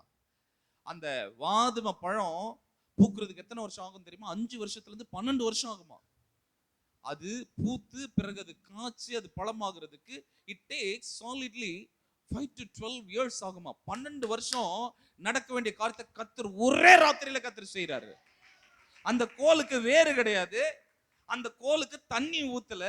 ஆனா எப்படிங்க ஒரு மரத்துண்டு அது துளிர் விட்டது என்றால் ஒரு அர்த்தம் இருக்கிறது. கோல் எப்படிங்க துளிர்க்கும்? இதை செய்கிறவர் தான் என் கர்த்தராகிய ஆண்டவர். ஒன் நைட், ஆக்சுவலா சொல்ல போனா ஒரு ராத்திரிங்கிறது கூட ஆண்டவருக்கு ரொம்ப பெருசு. ஏன் தெரியுமா? ஒரு ராத்திரிங்கிறது 12 மணி நேரம் இருக்குது, புரியுதுங்களா? அதுவே அவருக்கு பெருசு. ஆண்டவருக்கு ஒரு ராத்திரிங்கிறது கூட ரொம்ப அதிகம் தாங்க. கர்த்தருக்கு ஒரு சனப்பொழுது போதும், கர்த்தர் அப்படியே காரியத்தை புரட்டி போடுவார். இப்ப ஜனங்கள்லாம் பிரமித்து வருகிறார்கள், பயங்கர ஆச்சரியமா வர்றாங்க. கவனியுங்கள், இப்பொழுது நாம் இன்னொரு காரியத்தை 12வது வசனத்தை பார்க்கிறோம். பேதுரு அதை கண்டு ஜனங்களை நோக்கி, இஸ்ரவேலரே, இதை குறித்து நீங்கள் ஆச்சரியப்படுகிறது என்ன? நாங்கள் எங்கள் சுய சக்தியினாலாவது எங்கள் சுய பக்தியினாலாவது இவனை நடக்க பண்ணினோம் என்று நீங்கள் நோக்கி பார்க்கிறது என்ன? இந்த வசனம் இன்னைக்கு காலையில எத்தனையோ தடவை படிச்ச வசனம் தான். ஆனா மறுபடியும் இந்த காலை வேளையில இந்த வசனத்தை படிக்கும் போது என்னை தொட்டது. எங்க சக்தியினால கிடையாது, எங்க பக்தியினால கிடையாது. சில வேளை ஊழியக்காரல சும்மா கிடையாது, கர்த்தர் அற்புதம் செஞ்சானா நாங்க ஜெபம் பண்ணி, நாங்க உபவாசம் பண்ணி, நாங்க கர்த்தர் பாதத்துல காத்திருந்து இந்த அபிஷேகத்தை பெற்று கிருபை பெற்று பவர் கேம்ப் அட்டெண்ட் பண்ணி இப்படிதான் நாங்க அற்புதங்களை செய்கிறோம் என்று சொல்லி சில வேளைகளில் சொல்றோமே. ரொம்ப சிம்பிளா சொல்றாரு, எங்க சுய சக்தியும் கிடையாது, சுய பக்தியும் கிடையாது. எங்க சுய சக்தியும் அல்ல, எங்கள் சுய பக்தியும் அல்ல. அல்லேலூயா. இதை செய்கிறவர் எங்கள் கர்த்தராகிய ஆண்டவர். ஏன்னா இந்த ஜீவாதிபதியை தானே நீங்க கொலை பண்ணீங்க. இவரை தானே பரபாசை உங்களுக்கு விடுதலை பண்ண வேண்டும் என்று சொல்லி இந்த ஜீவனுக்கு அதிபதியானவரை கொலை செய்தீர்கள் அல்லவா? அந்த ஜீவாதிபதியை நீங்கள் கொலை செய்தீர்களானால் பிதாவாகிய தேவனோ அவரை மரித்தோரிலிருந்து கூட உயிரோடு கூட எழுப்பினார். கவனியுங்கள், அதற்கு நாங்கள் சாட்சிகளாயிருக்கிறோம். ஆமென் சொல்லுவோமா? கவனிக்க வேண்டும். ஏன்னா நான் முடிச்சு பாஸ்டர் ஐயாக்க பாஸ்டர் அம்மாக்காக ஒரே ஒரு வாக்குத்தத்த வார்த்தைன்னு சொல்லி நான் முடிக்க விரும்புகிறேன். எங்க சுயசக்தி எங்க சுயபக்தினால இல்ல. He was always keen in giving God the glory. இன்னைக்கு நிறைய வேளையில நம்ம என்ன பண்றோம்னா, கர்த்தர் நமக்கு கொடுக்கிற ஆசீர்வாதத்தை நம்முடைய மகிமைக்காக மாற்றிக் கொள்ளுகிறோம். நான் கஷ்டப்பட்டு சம்பாதிச்சேன், நான் நைட் அண்ட் பகலும் நான் உழைச்சேன், நான் எக்ஸ்ட்ரா டே பே இடிபி பண்ணேன், நைட் எல்லாம் ஓட்டி பண்ண, அப்படி நான் சம்பாரிச்சு வாங்கினது நிறைய வேளையில உண்மைதான், இல்லை என்று சொல்லவில்லை. ஒரு ஆசீர்வாதம் உங்களுக்கு வருகிறதா சொல்ல பழகு. இது எனக்கு கர்த்தர் கொடுத்த ஆசீர்வாதம், இது கர்த்தர் எனக்கு கொடுத்த பிள்ளைகள், கர்த்தர் அருளின பிள்ளைகள். கர்த்தருக்கு ஏன் மகிமை செலுத்த மாட்டோம்? கர்த்தருக்கு ஸ்தோத்திரம். தேவனுக்கு மகிமை செலுத்த பழகி கொள்ளுங்க. Don't take the glory for yourself. Self glorification வேண்டாம். சுயமாய் நம்மை நாமே மகிமைப்படுத்துகிற அனுபவம் வேண்டாம். ஆனால் இங்க ஒரு கர்த்தருக்கு மாத்திரம் தான் மகிமை செல்றாரு. ஏன் ஆச்சரியப்படுறீங்க? இத்தனை நாள் இயேசு இங்க தானே இருந்தாரு, பூமியில தானே இருந்தாரு. 3 வருஷம் எவ்வளவு அற்புதத்தை செஞ்சாரு, கண்ணால பாத்தீங்களே. இதையே இவ்வளவு பெருசா பாக்குறீங்க?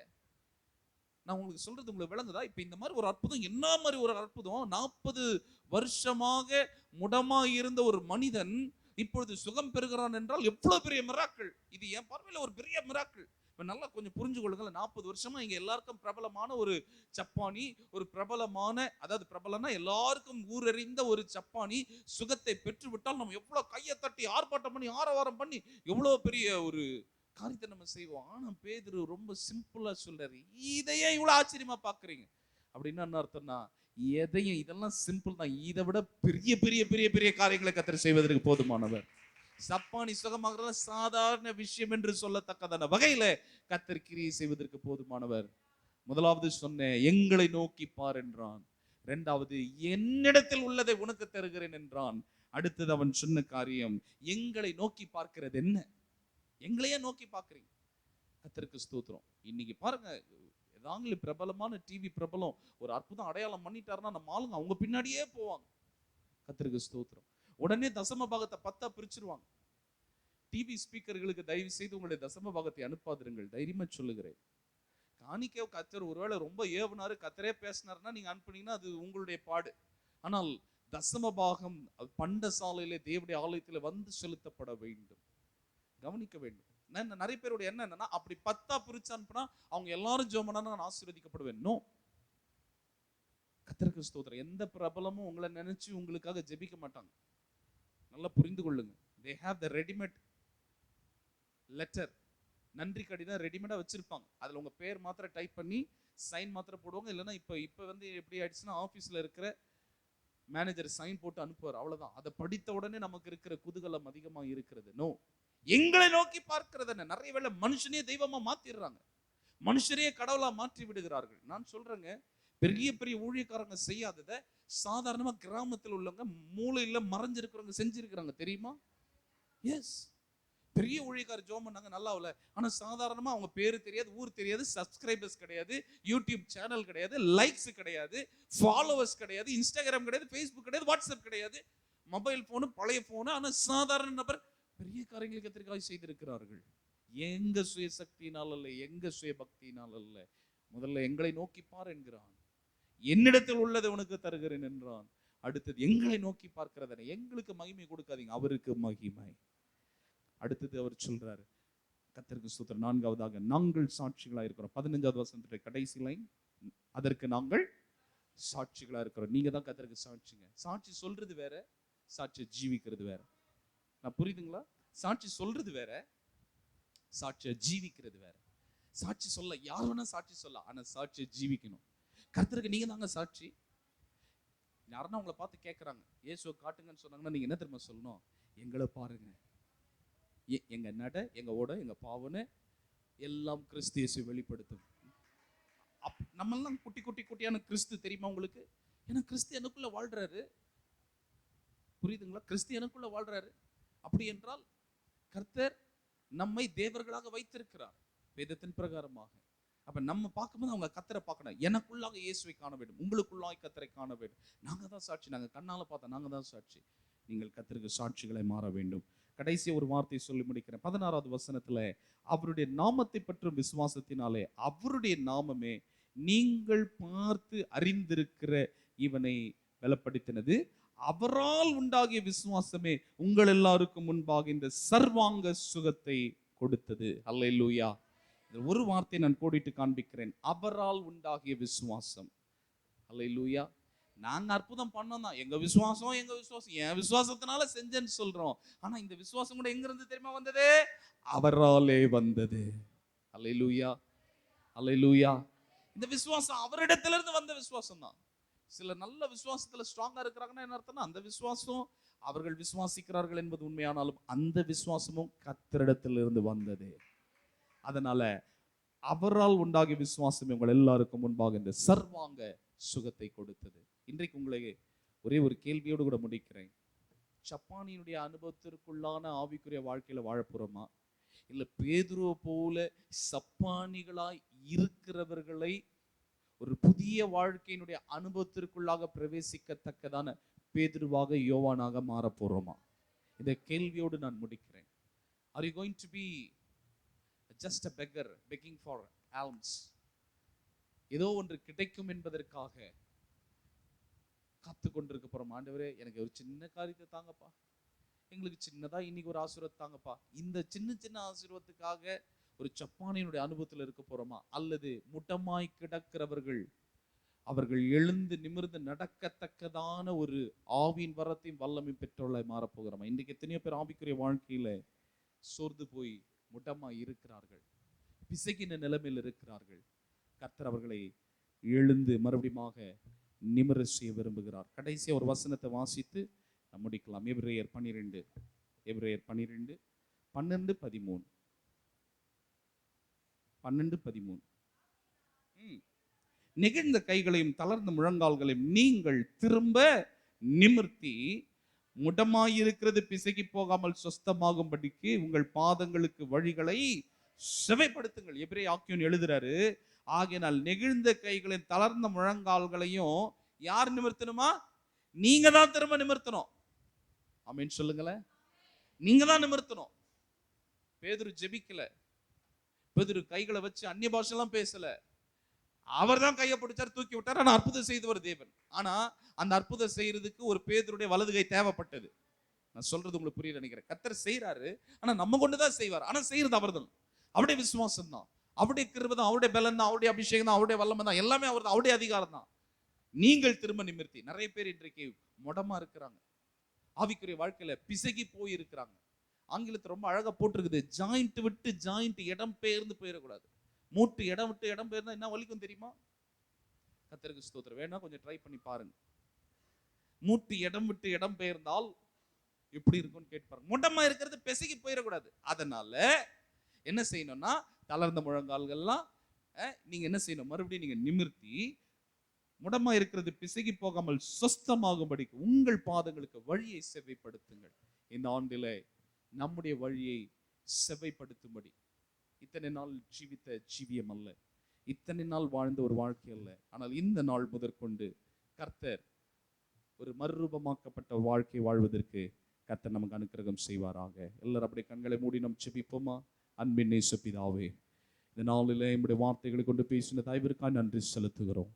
ஒரு சப்பானின் அனுபவத்தை போல நாங்கள் இருந்திருக்கலாம், ஆனா இனி நாங்கள் சப்பானின் அனுபவத்தை போல அல்ல ஆண்டவரே. கர்த்தாவே, பலன் கொண்டு எழும்பத்தக்கவர்களாய் கர்த்தரங்களை மாற்ற. அலங்கார வாசலில் உட்கார்ந்திருந்த அனுபவம் போதும் ஐயா, ஆனால் தேவனுடைய ஆலயத்துக்குள்ள பிரவேசிக்கிற ஒரு அனுபவத்தை கர்த்தர் எங்களுக்கு தாங்கப்பா. பேதுரு போல எங்களை மாற்றுங்க ஆண்டவரே. எங்களை நோக்கி பாருங்கள் என்று சொல்லி ஐக்கியத்தை காண்பிக்கிறார். என்னிடத்தில் உள்ளதை உனக்கு தருகிறேன் என்று சொல்லி சொன்னார் ஆண்டவரே. எங்களை நோக்கி பார்க்கிறது என்ன என்று சொல்லி அந்த அட்டென்ஷனை ஃபோக்கஸையும் ஆண்டவருக்கு நேராக திருப்பினாரப்பா. நாங்க தான் சாட்சிகளாக இருக்கிறோம் என்று அவ்வளவு வைராக்கியமாய் சொன்னார் ஆண்டவரே. அவரால் உண்டாகிய விசுவாசமே இவனுக்கு சர்வாங்க சுகத்தை கொடுத்தது என்று பார்த்தோம். எங்களையும் அநேகர் ஆண்டவரே முட்டமா இருக்கிறார்களே, அநேகர் பிசகி போய் இருக்கிறார்களே, நெகிழ்ந்த கைகளோடு தளர்ந்த முழங்கால்களோடு இருக்கிறார்களே, அவர்களை சொஸ்தமாக்கும்படியாக கர்த்தர் எங்களை பயன்படுத்துவீராக. அப்படியே கர்த்தர் செய்கிறோம். அன்பிற்காய் ஸ்தோத்திரம். உடைய நாமத்தை மகிமைப்படுத்தும் இயேசுவின் நாமத்தில் பிதாவே. என் செய்தி முடியல, உட்காருங்க. இப்பதான் அடுத்த செய்தி ஸ்டார்ட் ஆகிறது. ஒரு ஆமேன், ஒரு அல்லேலூயா. ஏன் ஆத்மா கர்த்தரை ஸ்தோத்திரி போடுன்னு பாத்தீங்களா? விட மாட்டேன், ரொம்ப நாள் கழிச்சு வந்திருக்கிறேன். அல்லேலூயா. சரி, இந்த நாளிலே உங்களுடைய தாசன், உங்க ஸ்தல போதகர் மாத்திரமல்ல, உங்கள் ஆவிக்குரிய தகப்பன் ஒரு புதிய ஆண்டுக்குள்ளாய் பிரவேசிக்கிறார். அதனால நான் ஆண்டுடைய சமூகத்தில் காத்திருந்த ஆண்டவரே, நீர் எனக்கு இவர்களுக்கு ஒரு வாக்குத்தத்த வார்த்தை கொடுக்க வேண்டும் என்று சொல்லி நான் நேற்றெல்லாம் ஜெபித்துக் கொண்டிருந்தேன். ஆண்டவர் எனக்கு ஒரு வார்த்தையை ஞாபகப்படுத்தினாரு. அந்த வார்த்தையை சொல்லி, இது ஒரு 10 நிமிஷம் ஆகும், அதை சொல்லி கடைசியாக நம்ம எல்லாரும் அவர்களுக்காக நம்ம ஜெபிக்கலாம். எடுத்து வாசியுங்கள். உபாகமத்தின் புஸ்தகம் 33வது அதிகாரம் 20வது வசனம் 21வது வசனத்தை வாசிக்கலாம். உபாகமம் 33, 20, 21. காத்தை குறித்து, காத்துக்கு விஸ்தாரமான இடத்தை கொடுக்கிறவர் ஸ்தோத்திரிக்கப்பட்டவர். அவன் சிங்கத்தை போல் தங்கியிருந்து புயத்தையும் உச்சந்தலையையும் பீறி போடுவான். அவன் தனக்காக முதல் இடத்தை பார்த்து கொண்டான். அங்கே தனக்கு நியாய பிரமாணிக்கன் கொடுத்த பங்கு பத்திரமா இருக்கிறது.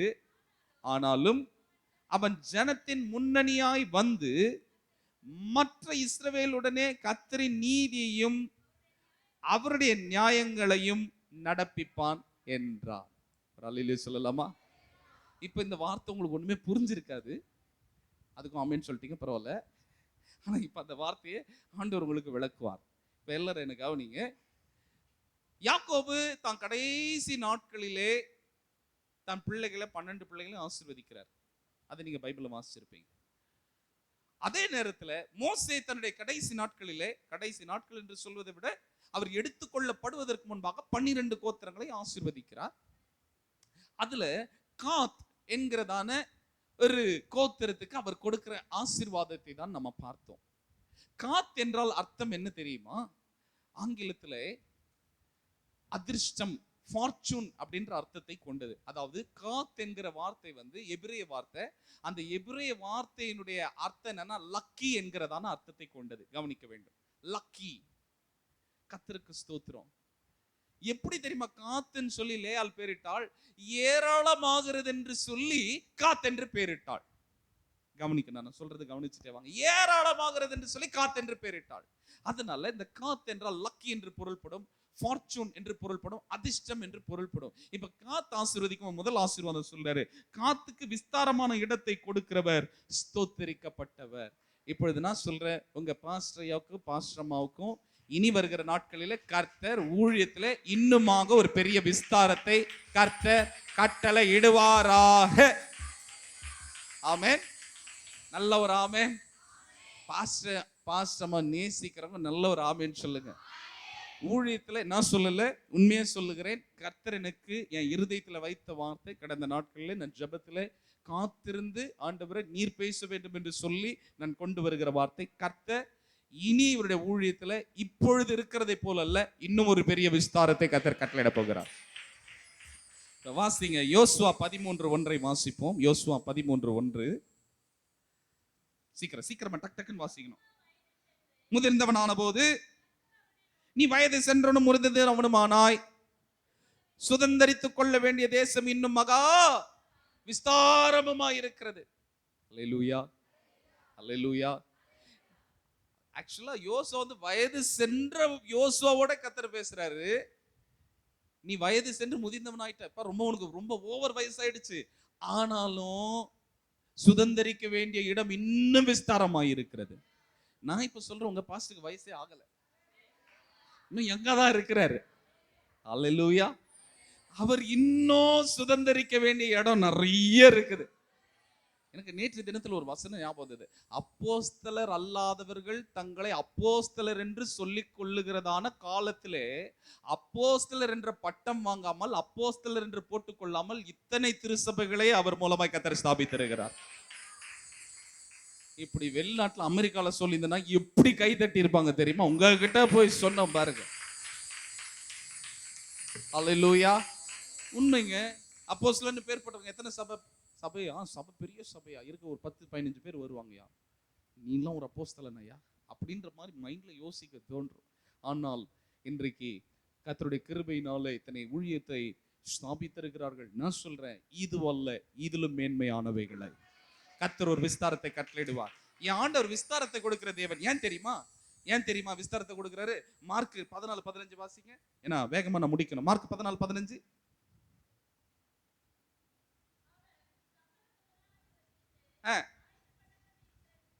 விஸ்தாரமான மேல் வீட்டறையை உங்களுக்கு காண்பிப்பான், அங்கே நமக்காக ஆயத்தம் பண்ணுங்கள் என்று சொல்லி அனுப்பினார். எதுக்காக? இப்ப எல்லாரும் என்ன பாருங்க, வேகமா சொல்லி முடிக்கிறேன் 5 நிமிஷத்துல.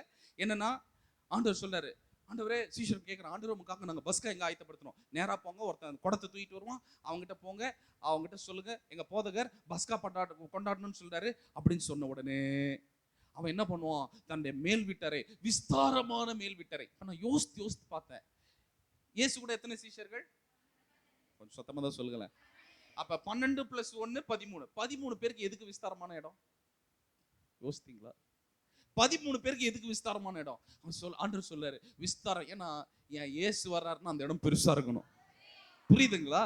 ஏன்னா வர்றவர் என் பெருமான் இயேசுல, வானத்தையும் பூமி உண்டாக்கினவர்ல, அவருக்கு சின்ன இடம் கூட போதும். 12 பேருக்கு ஒரு சின்ன இடம் போதாதா? ஆனா சொல்றாரு விஸ்தாரமான மேல் வீட்டறையை அவன் காண்பிப்பான், அங்க போய் ஆயத்தப்படுத்து. அதனால கர்த்தர் அவர்களுக்கு கொடுக்கிற ஆசீர்வாதம், இந்த புதிய வருடத்திற்குள்ளே கால் எடுத்து வைக்கிறார்கள். நான் ஒரு தீர்க்கதரிசி அல்ல, ஆனாலும் கர்த்தர் என்னுடைய இருதயத்தில் வைத்ததை சொல்லுகிறேன். அவர்களுக்கு கர்த்தர் ஒரு விஸ்தாரத்தை வைத்திருக்கிறார். இரண்டாவது ஆசீர்வாதம், அந்த 33வது அதிகாரம் உபாகமம் 20வது வசனத்துல நாம பார்க்கிறோம். அவன் சிங்கத்தை போல் தங்கி இருந்து புயத்தையும் உச்சந்தலையையும் பீறி போடுவான். அல்லேலூயா. உங்க பாஸ்டரமா ஒரு சிங்கம். அசிங்கம் இல்ல, சிங்கம். நல்லதான் ஆமென் சொல்லுங்களே. பொறாமையா இருக்குதா? இவ்வளவு சீரியஸா இருக்கிறீங்களே. கர்த்தருக்கு ஸ்தோத்திரம். சிங்கத்தை போல பதிவு இருந்துன்னா அது வேற அர்த்தம். சிங்கத்தை போல தங்கி இருந்துன்னா எதுக்குமே பயப்பட மாட்டாங்க. புரியுதுங்களா? சிங்கம் எதுக்கும் பயப்படாதுங்க. அது யானை வந்தாலும் சரி, அது காண்டாமிருகமா வந்தாலும் சரி, அது எதுக்கும் பயப்படாது. ஏன்னா அதுக்கு கர்த்தர் கொடுத்திருக்கிற வலிமை அப்படிப்பட்ட வலிமை. வசனம் சொல்லுது, எப்படி தெரியுமா வசனம் சொல்லுது? புயத்தையும் உச்சந்தலையையும் அவன் என்ன செய்வானா? பீறி போடுவான். என்ன அர்த்தம் தெரியுமா? சத்துருக்களை பட்சிக்கிறதான ஒரு பலன் காத்துக்கு இருக்கிறது. என்ன அர்த்தம்னா இன்னும் எவ்வளோ சத்துருக்கள், இன்னும் அந்தகாரங்கள், இன்னும் அந்தகார லோக அதிபதிகள், இன்னும் வானமண்டலத்தில் உள்ள பொல்லாத சேனைகள் எல்லாம் கிரியை செய்து கொண்டிருக்கிறது. அப்படிப்பட்ட பிசாசை ஜெயிக்கும்படியாக ஒரு சிங்கத்தை போல் அவர்கள் தங்கி இருந்து அவர்கள் புயத்தை, உச்சந்தலையை நொறுக்கி போடுவார்கள். புயம் என்றால் எதை குறிக்கிறது என்றால் வலிமையான ஃபோர்ஸஸ். நல்லா கவனிங்க, வலிமையான மிலிட்டரி பவர், அதுதான் அந்த புயம். புரியுதுங்களா?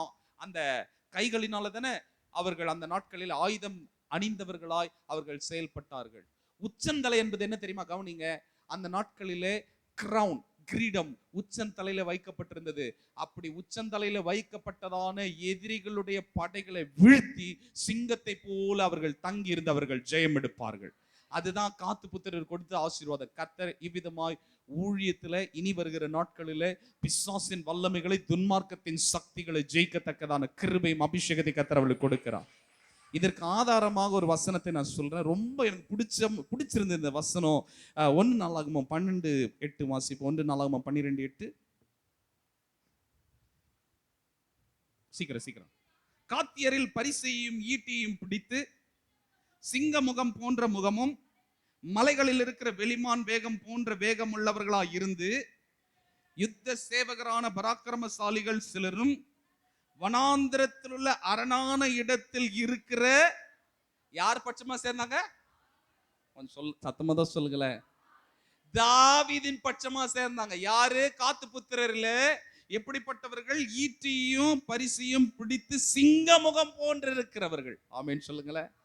பாஸ்டர் ஐயா, சிங்க முகம் போன்றிருக்கிற வாலிபர்களை கர்த்தர் உங்களுக்கு கொடுப்பார். ஈட்டியும் பரிசையும் பிடித்திருக்கிற வாலிபர்களை கர்த்தர் உங்களுக்கு கொடுக்கிறது மாத்திரமல்ல, வெளிமான் வேகத்தை போல நீங்க ஒண்ணு இதை செய்டான்னு சொல்லும் போது செய்யறதுக்கு ரெடியா இருப்பாங்க 4 பேர். இத்தனை நாள் சொல்லி செஞ்சது வேற, ஆனா நீங்க இனி சொன்ன உடனே அந்த பவர், அந்த கமாண்ட் மூலமா உங்களுக்கு செய்யத்தக்கதான வாலிபர்களை கர்த்தர் உங்களுக்கு கொடுப்பார். வனாந்திரத்தில் உள்ள அரணான இடத்தில் யார் பக்கமா சேர்ந்தாங்க? இல்ல, டேவிட் பக்கமாய் சேர்ந்தார்கள். உங்க பாஸ்டர் பக்கமா சேருவாங்க. ஐயோ, நல்லதா ஆமென் சொல்லுங்களேன். நல்ல உற்சாகமா ஆமென் சொல்லுங்களேன். கடைசியாக அந்த வசனம், இந்த வசனம் ரொம்ப அழகா இருந்தது. 21வது வசனம், அவன் தனக்காக முதல் இடத்தை பார்த்து கொண்டான். உங்க பாஸ்டர் எப்பவுமே முதலிடத்துல தான் இருப்பார் ஊழியத்துல. இப்படிதான் கை தட்டுவீங்களா? சரி, பரவாயில்ல, நல்ல சப்பாத்தி தட்டின மாதிரி இருந்தது. தனக்காக முதலிடத்தை பார்த்து கொண்டேன். இப்ப இந்த வசனம் உங்களுக்கு சொன்னா புரியாது, ஆனா இப்ப நான் விளக்குறேன், கவனிங்க. இப்ப இதை வேகமா சொல்லி முடிக்கிறேன். 12 கோத்திரம் இருந்தது. யோர்தானுக்கு இந்த புறத்துல 2 கோத்திரம், யோர்தானுக்கு அந்த புறத்துல எத்தனை கோத்திரம்? 9 கோத்திரம். இப்ப 2 கோத்திரம் இங்க யாரா இருந்தது? ரூபன் கோத்திரமும் காத்து கோத்திரமும் மனாசேயுடைய பாதி கோத்திரம். Very good. அம்மா ஆண்டவர் ஆசீர்வதிப்பார், உங்களுக்கு தீர்க்காயுசு கொடுப்பார். கரெக்டா பதில் சொன்னீங்க. ஆனா இப்ப யோர்தானுக்கு அந்த புறத்துல மற்ற அத்தனை கோத்திரங்கள் இருந்தது. இப்ப ரூபன் கோத்திரமும் காத்து கோத்திரமும் வந்து கேட்கிறான் மோசைகிட்ட, ஐயா மோசே ஐயா, எங்களுக்கு நிறைய ஆட்டு தொழுவம் இருக்குது, அதனால எங்களுக்கு யோர்தானுக்கு இந்த புறத்துல எங்களுக்கு என்ன பண்ணிடுங்க, லேண்டை கொடுத்துருங்க. எங்களுக்கு அங்க வேணாம், எங்களுக்கு நிறைய ஆடு மாடுகள் இருக்குது, அவைகளுக்கு தண்ணீர் காட்டணும், அதனால இந்த யோர்தான் நிலத்தோரமாகவே எங்களுக்கு லேண்டை கொடுங்கன்னு கேட்டோன்னு இப்ப மோசைக்கு கோவம் வந்துச்சு.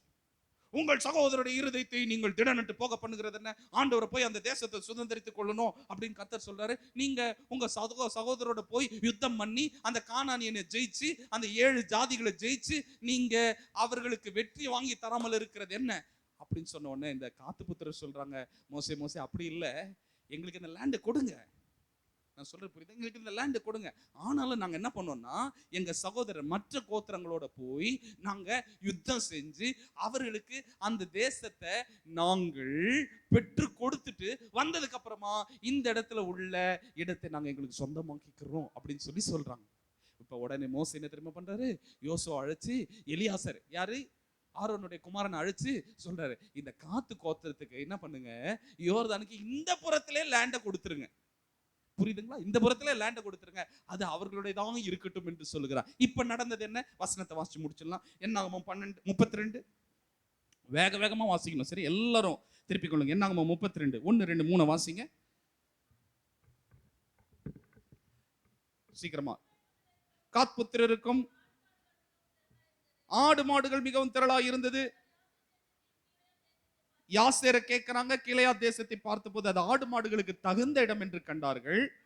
அஹ், ம், ம்.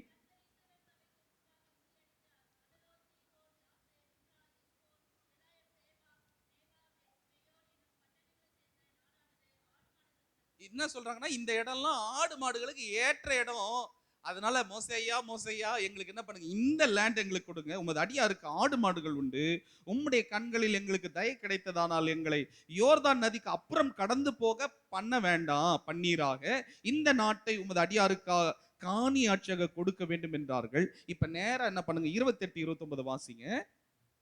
அப்பொழுது மோசே அவர்களுக்காக ஆசாரியனாகிய எலெயாசருக்கும் நூனின் குமாரனாகிய யோசுவாவுக்கும் இஸ்ரவேல் புத்திரருடைய கோத்திரங்களின் பிதாக்களுடைய தலைவர்களுக்கும் கட்டளையிட்டு சொல்றாரு, ரூபன் புத்திரரும் காத் புத்திரரும் அவரவர் கர்த்தருடைய சமூகத்தில் யுத்த சன்னத்தராய் உங்களோடு கூட யோர்தானை கடந்து போனால் அந்த தேசம் உங்களுக்கு வசப்பட்ட பின்பு அவர்களுக்கு கீலேயா தேசத்தை சுதந்திரமாக கொடுப்பீர்கள். அப்படியே 33 இருந்து 36. பாதி கோத்திரத்தாருக்கும் நல்ல கவனிங்க, சீகோனின் ராஜ்யத்தையும் பாசானின் ராஜாவாகிய ஓகுடைய ராஜ்யத்தையும் சூப்பர். காத் சந்ததியார் தீபோன், அதரோத், அரோவேர், ஆத்ரோத், சோபான், யாசேர், யோகிபேயா, பெத் நிம்ரா, பெத்தாரான் 8 இடம் வருது. என்னும் அரணான பட்டணங்களையும் ஆட்டு தொழுவங்களையும் கட்டினார்கள். ஒரு அல்லேலூயா சொல்லலாமா? இப்ப என்ன பாஸ்டர் நீங்க இப்ப என்ன சொல்ல வரீங்க, ஒன்னும் புரியலன்றீங்களா? யோர்தானுக்கு இந்த புறம் என்பது போரூர் எவாஞ்சலிக்கல் சபை. புரிஞ்சுதா? வேதம் வெளிச்சது உங்களுக்கு இருக்குதா? அதாவது யோர்தானுக்கு இந்த புறங்கிறது இந்த இடத்தை விட்டு நகர மாட்டாங்க, இங்கதான் இருப்பாங்க. ஆனா இங்க இருந்து கொண்டு வசந்தபுரத்தில் உள்ள ஆவிகளையும், மேத்தா நகரில் உள்ள ஆவிகளையும், துண்டலத்தில் உள்ள ஆவிகளையும், வேற எங்கெல்லாம் சபை வச்சிருக்கிறாங்களோ அங்கெல்லாம் அவர்கள் இருக்கிற எல்லா சத்துருக்களை ஜெயித்து அங்கெல்லாம் ஊழியத்தை உண்டு பண்ணுவாங்க. ஆனா நான் சொல்றேன், இத்தனை நாள் செஞ்ச ஊழியம் இல்ல, இங்க 8 அரணான ஸ்தலங்களை பட்டணங்களை கட்டினாங்க. இனி வர்ற நாட்களிலே தான் இவர்கள் அரணான பட்டணங்களை கட்டுவார்கள், ஆட்டு தொழுவங்களை உண்டாக்குவார்கள். ஆட்டு தொழுவங்கள் என்பது சபையை குறிக்கிறது. ஆட்டு தொழுவங்கள் என்பது சபையை குறிக்கிறது. இனிதான் அவர்கள் அதை செய்ய போகிறார்கள். இப்ப கடைசி அந்த வசனத்தை நம்ம வாசிச்சு முடிக்கலாம். அதே உபாகமம் 33:21. அவன் தனக்காக முதல் இடத்தை பார்த்து கொண்டான், அங்கே தனக்கு நியாய பிரமாணிகன் கொடுத்த பங்கு பத்திரமுமா இருக்கிறது. யாரு நியாய பிரமாணிக்கன்? யாரு? மோசே கொடுத்த பங்கு பத்திரமா இருக்குது. ஆனாலும் அவன் ஜனத்தின் முன்னணியாய் வந்து, ஆங்கிலத்தில் போட்டிருக்கு, அதாவது காத் புத்திரருடைய தலைவர்களை கூட்டிட்டு வந்து மோசையோட பேசுறாரு. மற்ற இஸ்ரவேலருடைய கர்த்தரின் நீதியையும் அவருடைய நியாயங்களையும் நடப்பிப்பான் என்றார். இவ்வளவு கோவப்பட்ட மோசே, கவனிங்க, என்னாமத்துல நீங்க அந்த 32வது அதிகாரத்தை தயவுசெய்து வாசிச்சு பார்த்தீங்கன்னா அவ்வளோ ஆத்திரப்படுறாரு மோசே. ஆனா இங்க அவ்வளோ நம்பிக்கையா சொல்றாரு, அவன் கர்த்தருடைய நீதியின் நியாயத்தை நடப்பிப்பான். என்ன அர்த்தம் தெரியுமா? என்ன அர்த்தம் தெரியுமா? இவர்கள் போய் தங்களுடைய சகோதரருக்காக அவர்கள் யுத்தங்களை செய்து அந்த தேசத்தை சுதந்திரமாக்கி கொடுவார்கள். அதுதான் நீதி நியாயம். இனி வருகிற நாட்கள் இத்தனை நாள் சுதந்திரித்த ஆசீர்வாதங்கள் அல்ல, இனி வருகிற நாட்களில் அவர்கள் சுதந்திரிக்க போகிற ஆசீர்வாதங்கள் மிக மிக பெரியது. கடைசியாக இந்த நாளிலே உங்கள் பாஸ்டர் ஐயாவையும் உங்கள் பாஸ்டர் அம்மாவையும் நானும் என்னுடைய மனைவியும் ஒரு சின்ன கிஃப்ட் கொடுத்து அவர்களை கனப்படுத்த விரும்புகிறோம். அந்த பாஸ்டரும் பாஸ்டரையும் முன்பாக வரும்படி அன்போடு கூட கேட்டுக்கொள்கிறேன். நிறைய ஊழியக்காரர்கள் இருக்கிற பொழுதிலும் எங்களை மனதார அழைத்து எங்களை நேசிக்கிற பாஸ்டர் ஐயா அவர்களுக்கு என்னுடைய நன்றிகளை உள்ளத்தின் ஆழத்திலிருந்து தெரிவித்துக் கொள்கிறேன். பாஸ்டமாவும் சரி, நான் ஒவ்வொரு முறை வரும்பொழுது என்னை அன்பாய் கனப்படுத்துகிற ஒரு தாய் உள்ளம் கொண்டவர்கள். அதனால எங்க ஊழியத்தின் சார்பாக, எங்க குடும்பத்தின் சார்பாக அவர்களை நாங்கள் வாழ்த்தி நாங்கள் அவர்களை கனப்படுத்த இருக்கிறோம். இதை அன்போடு தயவோடு கேட்டுக்கொள்ளும்படி கேட்டுக்கொள்கிறேன். என்னன்னா, தமிழ்நாட்டினுடைய கலாச்சாரத்தின் பிரகாரம் சால்வை போடுவாங்க, ஆனா அந்த சால்வை அவங்க வாங்கி இன்னொருத்தருக்கு போட்டுருவாங்க. அது மாதிரி நடக்கக்கூடாது அப்படின்றதுக்காக அவர்களுக்கு நான் டவல் போடணும்னு ஆசைப்படுறேன். அப்பதான் ஒவ்வொரு தடவையும் அவங்க ஸ்நானம் பண்ணும்போது என்னை நினைப்பாங்க, என் பேரை நினைப்பாங்க. கர்த்தருக்கு ஸ்தோத்திரம்.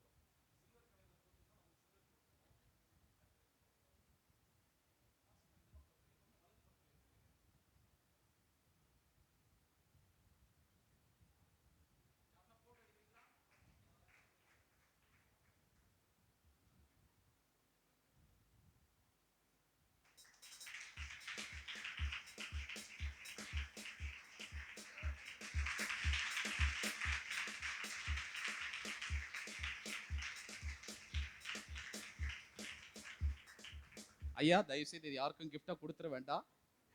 கர்த்தர் அவர்களை ஆசீர்வதிக்கும்படி நம்ம எல்லாரும் ஒரு நிமிஷம் கண்களை மூடி நம்ம செபிப்போம். முடிஞ்ச உங்களுடைய வலது கரத்தை உயர்த்தி, ஏன்னா உங்க பாஸ்டர் என் பாஸ்டர்மா நல்லா இருந்தா தான் நீங்க நல்லா இருப்பீங்க.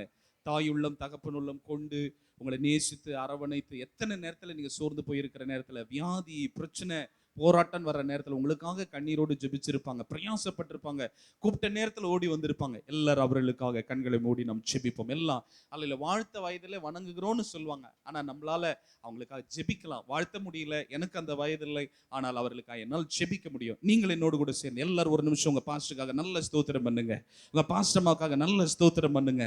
கர்த்தர் உங்களுக்கு தீர்க்காயுசை கொடுக்கணும், அவங்க நல்லா இருக்கணும், அவங்க இன்னும் அரணான ஸ்தலங்களை கட்டணும், பட்டணங்களை கட்டணும், ஆட்டு தொழுவங்களை கட்டணும். கர்த்தர் அவளை முதலிடமா வைக்கணும். கர்த்தர் அவர்களுக்கு என்று ஒரு விஸ்தாரமான காரியத்தை இன்னும் வர நாட்களில் ஊழியத்தில் செய்ய வேண்டும். மாத்திரமல்ல, ஹல்லேலூயா, சிங்கத்தை போல தங்கி இருந்து உச்சந்தலையும் ஹல்லேலூயா புயத்தையும் அவர்கள் பீறி போடத்தக்கதாய், அப்படியாய் சத்துருக்களை ஜெயிக்கத்தக்கதான கிருபைகளை கர்த்தர் கொடுக்கும்படி எல்லாரும் கர்த்தரை ஸ்தோத்திரம் பண்ணுவோம். கிருபை நிறைந்த நல்ல ஆண்டவரே, இந்த மத்தியான வேளையில நாங்கள் நன்றியோடு துதிக்கிறோம், ஸ்தோத்திரிக்கிறோம். ஆண்டவரே, ஆசீர்வதிக்கப்பட்டதான இந்த மனமகிழ்ச்சி நாளிலே ஆண்டவரே பாஸ்டரையா பாஸ்டர்மாவுடைய திருமண நாளை இன்றைக்கு அவர்களுக்கு காணும்படி உதவி செய்தீர். 35 ஆண்டு காலமாக அவர்களோடு கூட இருந்து கர்த்தாவே கிருபையாய் நீ நடத்தி வந்த எல்லா பாதைகளுக்காக ஸ்தோத்திரம். இந்த புதிய ஆண்டில் அவர்கள் பிரவேசிக்கும் பொழுது புதிய நன்மைகளினால கிருபைகளினால கர்த்தர் நீர் அவளை நிரப்புவீராக. ஐயாவுக்கு அம்மாவுக்கு நல்ல சரீர சுகத்தை கொடுங்கப்பா, தீர்க்க ஆயுசை கொடுங்கப்பா, எலும்புகள் நரம்புகள் ராஜரீக உறுப்புகள் எல்லாம் பலன் கொள்ளட்டும் ஆண்டவரே. ஆண்டவரே, அவர்கள் இன்னும் அநேக அரணான பட்டணங்களை கட்டும்படி, அரணான ஸ்தலங்களை கட்டும்படி ஆண்டவரே, அல்லேலூயா, ஆட்டு தொழுவங்களை அவர்கள் உண்டாக்கும்படியான கிருபையும் அபிஷேகத்தை வல்லமை கர்த்தர் கொடுப்பீராக. ஆண்டவரே, இன்றைக்கு ஒரு புதிய பலனும் அபிஷேகமும் அவர்களை நிரப்பற்றும் ஆண்டவரே. இன்னும் பேர பிள்ளைகளை கண்டு பேர பிள்ளைகளுடைய வாழ்க்கையை பார்த்து கர்த்தரை மகிமைப்படுத்த கர்த்தர் நீங்க உதவி செய்யுங்கப்பா. அவருடைய பிரயாணங்களில் நம்முடைய கரம் இருக்கட்டும், அவருடைய ஊழியங்களில் நம்முடைய கரம் இருக்கட்டும். இன்னும் ஆண்டவர் வெளிதேச பிரயாணங்களில் கர்த்தர் அவர்களை கொண்டு போய் இன்னும் ஆண்டவர் மகிமையாய் பயன்படுத்துவீராக. இத்தனை நாள் உண்டாக்கின ஊழியங்கள் அல்ல, இனி வருகிற நாட்களில் இன்னும் மகிமையான ஊழியங்களை உண்டாக்கும்படி அநேக இளம் ஊழியக்காரர்களுக்கும் அநேக மற்ற ஊழியக்காரர்களுக்கும் ஆசீர்வாதமாய் இருக்கும்படி கர்த்தர் அவர்களுக்கு உதவி செய்வீராக. தொடர்ந்தபடி நாமத்தை மேம்படுத்துவீராக. ஆசீர்வதித்து ஒப்பு கொடுக்கிறோம் இயேசு கிறிஸ்துவின் மாறாத நாமத்தில் ஜெபிக்கிறோம் பிதாவே, ஆமென். God bless you all. எல்லாரும் நல்ல கரங்களை தட்டி கர்த்தரை மேம்படுத்துவோம்.